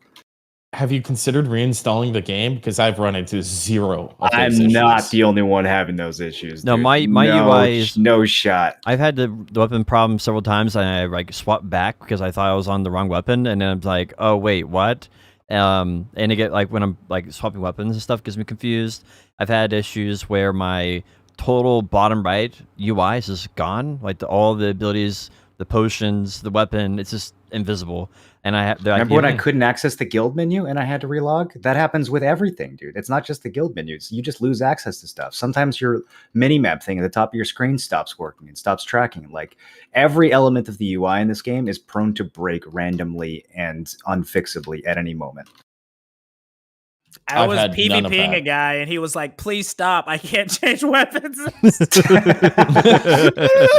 like, and I just proceeded to beat his ass, but like it was hilarious. 'cause, Whoa, like, he really? couldn't change weapons. Yeah. Yeah, dude, No, he's no fucking mercy. purple. You think we respect No, purples okay. around here, bro? If he was yellow, not you would have let touching him that. live. yeah, I there's gotta not let the enough crazy yellows. fanatics. Yeah, we're going yellow next time for sure, so I can get some Trump speeches out there without getting banned. Sorry, man. Bro, you could just role play it. Just role play it. I will build a wall, and I'm gonna make Mexico pay for He it. was. Trust me. So he- should I get the script from his speeches and just stand in the middle and just read his speeches? Yeah, You could could record record yourself yourself, saying it, yeah, and then the soundboard could be you reading his speeches. I'm also considering getting the sound files for the mobs, like the zombie people who are like, like they're trying to do Murloc stuff, but Yeah, people think be like about looking around recording to see that. where it's at. and VoIPing that, because there's no way that's toxic because it's literally in-game No, sounds. that's definitely still toxic. That's disruptive behavior. If you do that right, I think that's well done. I think that's a good one. Wait, what's the queue right now? I don't want to know. I when I crashed, it let me in like 15 minutes. Yeah, I didn't have any queue today at all. Yeah, But I don't know if it's bro. still the case. It's 5 p.m. on a Friday. Friday night, it might be heating up. I think a lot of people stop playing though. What do you guys I've think been they should removed do from about the the roster queue? of the war. Do you think the queue Hello? is If I fun? don't start the queue now, I might not get in before the war. I might Well, you're not just- coming to the war, right, Tim? Yeah, I forgot for a second. What do you guys think about like how they've handled servers and stuff? Do you think that's like a big issue? Yes, that is by far the biggest issue facing Dude, the game. If the what- servers are this bad on launch, then that is a big cry. What kind of like server issues have you been having for people that might not know? It's just major desync and delay in the starter areas. It's totally fine once you get out of the first 3 zones. But in the first zones, which everyone's funneled to because the game's a crafting simulator right now anyways, like if you try to pick up a rock inside of Everfall, your character leans over, a second goes by, and then the circle clears, and then you wait another second after you do the little circle, and then you pick the rock up. It takes fucking forever. If you go to Cutlass Keys and pick up a rock, it's instant. You just bend over and pick it up. And it feels even worse in PvP because like your weapons are constantly clipping through the other player and not hitting them. You feel like you're getting staggered from people who are outside of range. You do a range shot and it goes right through somebody. Like it feels awful in PvP. It's completely unplayable. Luckily, Now, how's it, we're by contrast, like how's that feel in like the normal game? Oh, then outside of the starter zone, combat feels great. That's the number one thing that impressed me about this game in the alpha was that I couldn't believe how we would have these 50v50 fights, like these sieges and I could just run around and AoE 20 people, and there would be no desync, there would be no rubber banding, everything worked. Like I couldn't believe how good the netcoding was in the alpha, but something is definitely wrong with the servers in the beta. I think it's just too many people in the same area.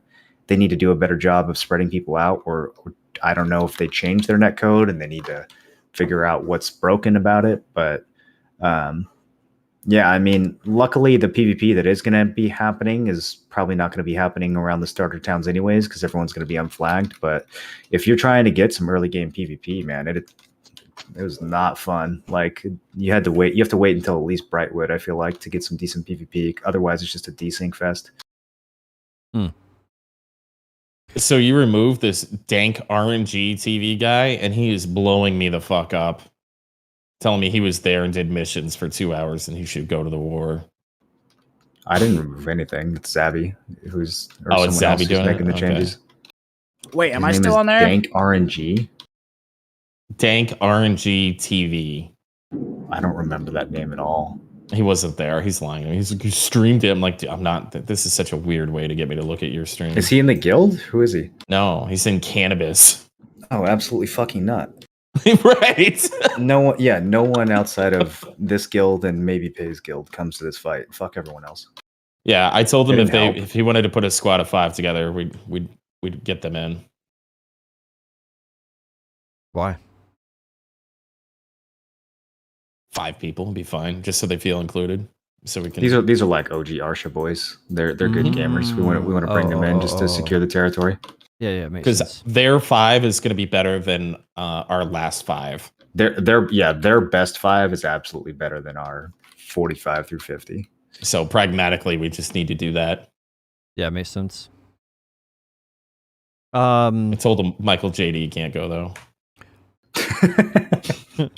So we've been He's going. probably like level 19 anyways. I'm gonna see how many Yeah. people are in the queue. We've been going for a while. Do you guys want to wrap up? That's up to our host. Yeah, I mean, I believe that's all we need to talk about, right? Like, that's pretty much the high points. There hasn't been a whole lot that we've experienced this week other than New World. We kind of been like, I don't know, Leveling. just gaming out and chilling in the Discord and stuff. Yeah, I mean, it's honestly like kind of like Potionum said earlier. It's been more like a social thing with the boys, more so than like, hey, like new game. I've mostly just been enjoying doing stuff with the boys, occasional Yeah. PvP, stuff like that. Slowly working past the frustrating early game, but I think that's about it, right? Yeah. Well, all right. So let's do one. I want to do one last thing. Then, what is your favorite thing about New World so far? Who wants to go first? Getting My unbanned. favorite thing personally is the sound effects. I think whoever did their audio engineering / deciding on the sounds did very good, because for me, every MMO I play or most games in general, the first thing I do is turn off like background music and character sounds, because a lot of the times they are very unintuitive and have that like Korean moany-esque to them, and I'm not a big fan of it.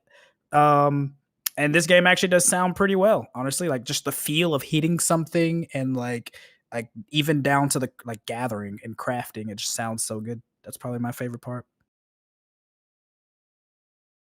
For me- actually. Oh, go ahead. Oh, I was gonna say I really love the way they did these environments. I don't think I came down to this zone that I'm in right now in the alpha, or if I did, they must have changed it, because like I don't think it was in the alpha.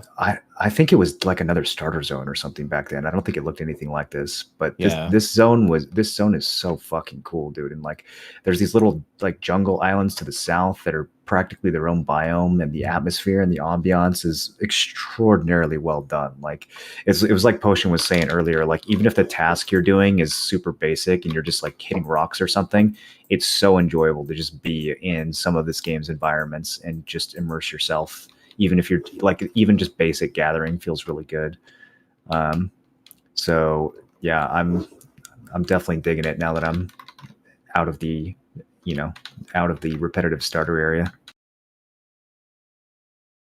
I haven't gotten to the part of the game that I enjoy the most, and I played so much of the preview that I know that. So like this early leveling thing,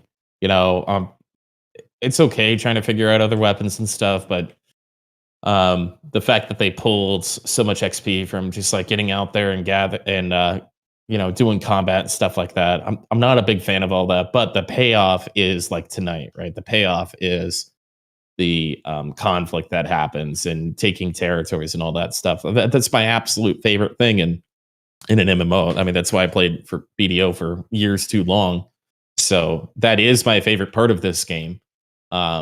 What's been like this super happy little side part is how much social interaction is required to be successful at this game and people's willingness to participate in that.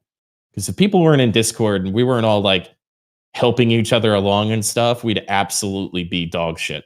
So, dude, this game does interdependence so well. Like they don't force you to specialize, but if you do, there's so much benefit you can bring to the guild by being like the first guy who unlocks, the ability to make T3 bags or something. And then like everybody in the fucking guild brings the materials to you and they get their T3 bags and now they have way more weight and they can carry way more resources when they're gathering.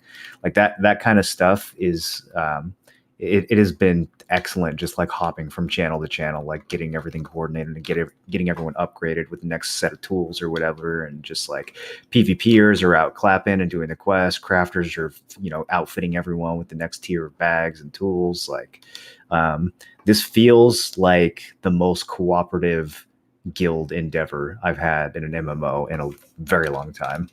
Yeah. It's way more than just showing up once a day for PvP. Like the whole experience is cooperative and collaborative.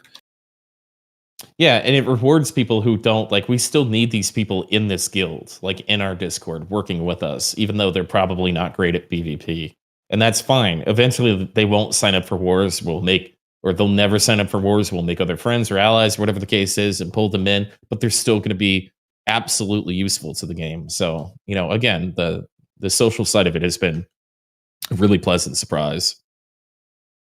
Yeah, and again, I know a lot of people. Again, it's like I'm not gonna speak for the other guys, but me personally, I'm not saying that New World is like the next best thing and nothing crazy. I just look at it as a fun side game to hop on with the boys and shoot the shit, have a good time. Like it has that as just like enjoying the social aspect of it and to do some good PvP.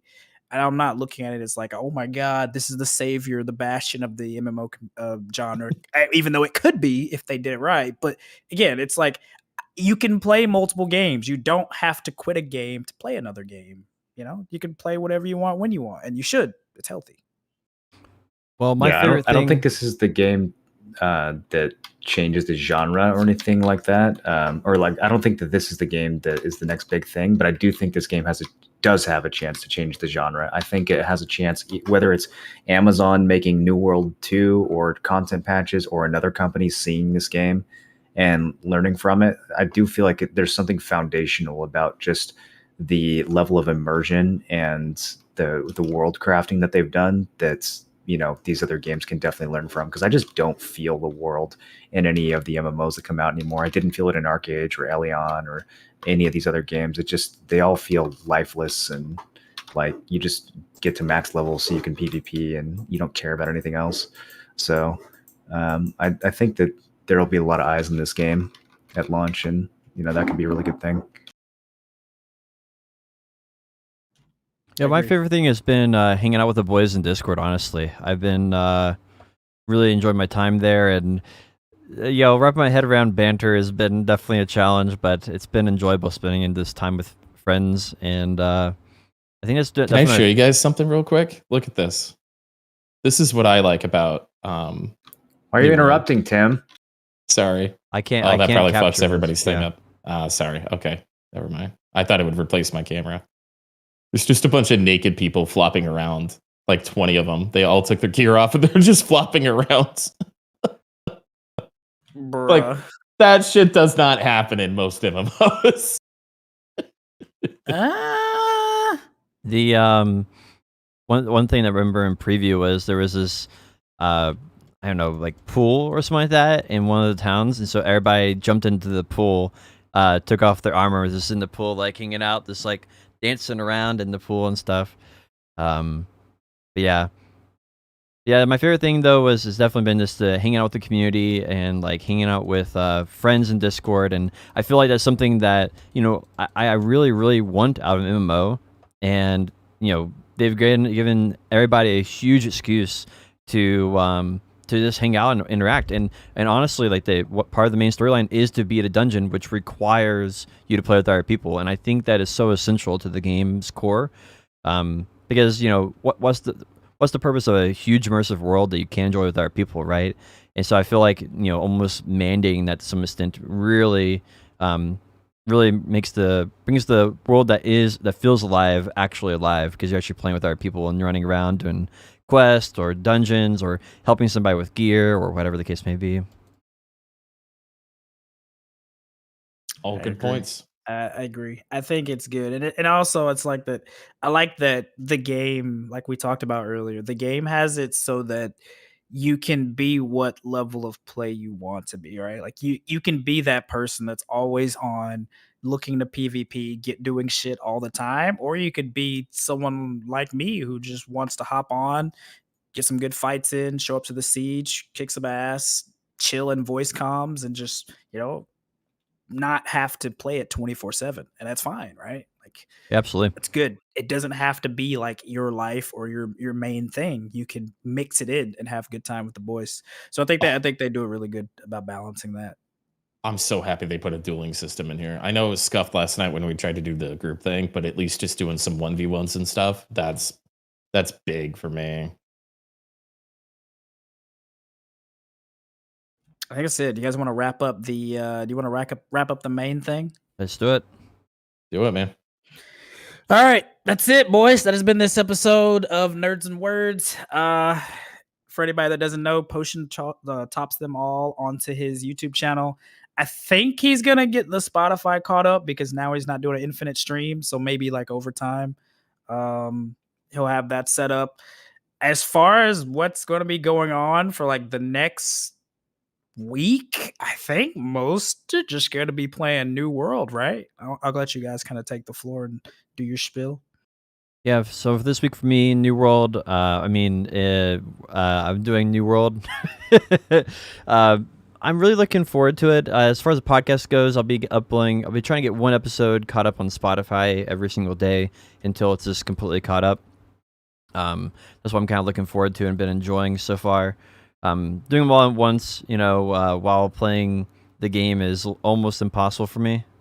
Yeah, that's a lot. Yeah.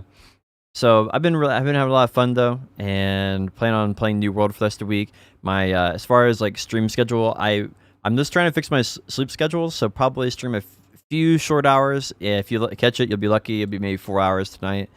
So that'll be like really short. But yeah, I'll be back on probably in like a day or two on regular schedule. I'm trying to do one YouTube video a day, one podcast episode on Spotify a day, and just enjoying New World. We'll be level 60 here in like a day or two. So that's the plan. Yeah, and anyone who is unsure about Potion Shop's schedule, feel free to just come into any of our channels and ask us about it constantly, because we definitely, we all know exactly when Potion's going to be live and what he's doing in real life at any given moment. I actually have a camera that gives me a live feed into his gaming room. So yeah, if you want to know when Potion's going to be live or anything, what he had for breakfast this morning, or it's anything about Potion's personal life or his schedule, then please do just come and ask us about it constantly. We love it when you do that. The answer is I take Sundays off, and then I am supposed to be streaming from around midnight NA time. It's generic start, and I usually try going for like 8 hours. That's my general stream times. I know I've streamed for 1,229 hours. So people didn't really know what my stream time was because really it was just 24/7 for over a month and almost a month and a half. But anyway, that's my plan for the week. What are you guys doing? Killing alligators in the jungle, bro. This zone is so fucking comfy, man. Dude, the alligators in this game will fuck you up. But dude. As far as for me, I'm gonna try and get a group together and run Ataraxion sometime in the next like 2 days, just to kind of experience it with like the voice acting on, and just kind of pay attention to the lore and just kind of see how it is. Trying to get that, try to have like a little fun experience with it. We'll see. Other than that, obviously goof off on New World with the boys. Just kind of play a bunch of different things. Play some Stardew Valley and shit like that. Just kind of bounce around. That's what I've been doing. Just playing a lot of stuff and not just like pigeonholing myself into doing one thing. Absolutely. Tim, I'm only going to be playing New World, man. I'll stream it as much as I can. But I took like a whole big personal week off this week to do as well as I could with the game. But should be able to stream all the wars and stuff like that outside of tonight. I always take Friday nights off. So should be streaming tomorrow, and then we'll pick a couple days next week. I'm kind of erratic with all that stuff, but it's always a good time. So come on by. That's all I got going on. Fuck YouTube. and that's it. Cut. No, come on, really? Yeah, Thank dude. you, That's all everybody, you so get. much. Think- Thank yeah. you, everybody, so much for watching. We're live at 3 p.m. Eastern. If Tim's on time, that's 12 p.m. Pacific. You can find us on Potion Shop's YouTube and on all of our Twitches, normally all of our Twitch channels, live on Fridays. Thank you guys so much for listening. Have an excellent week, and we'll see you next time.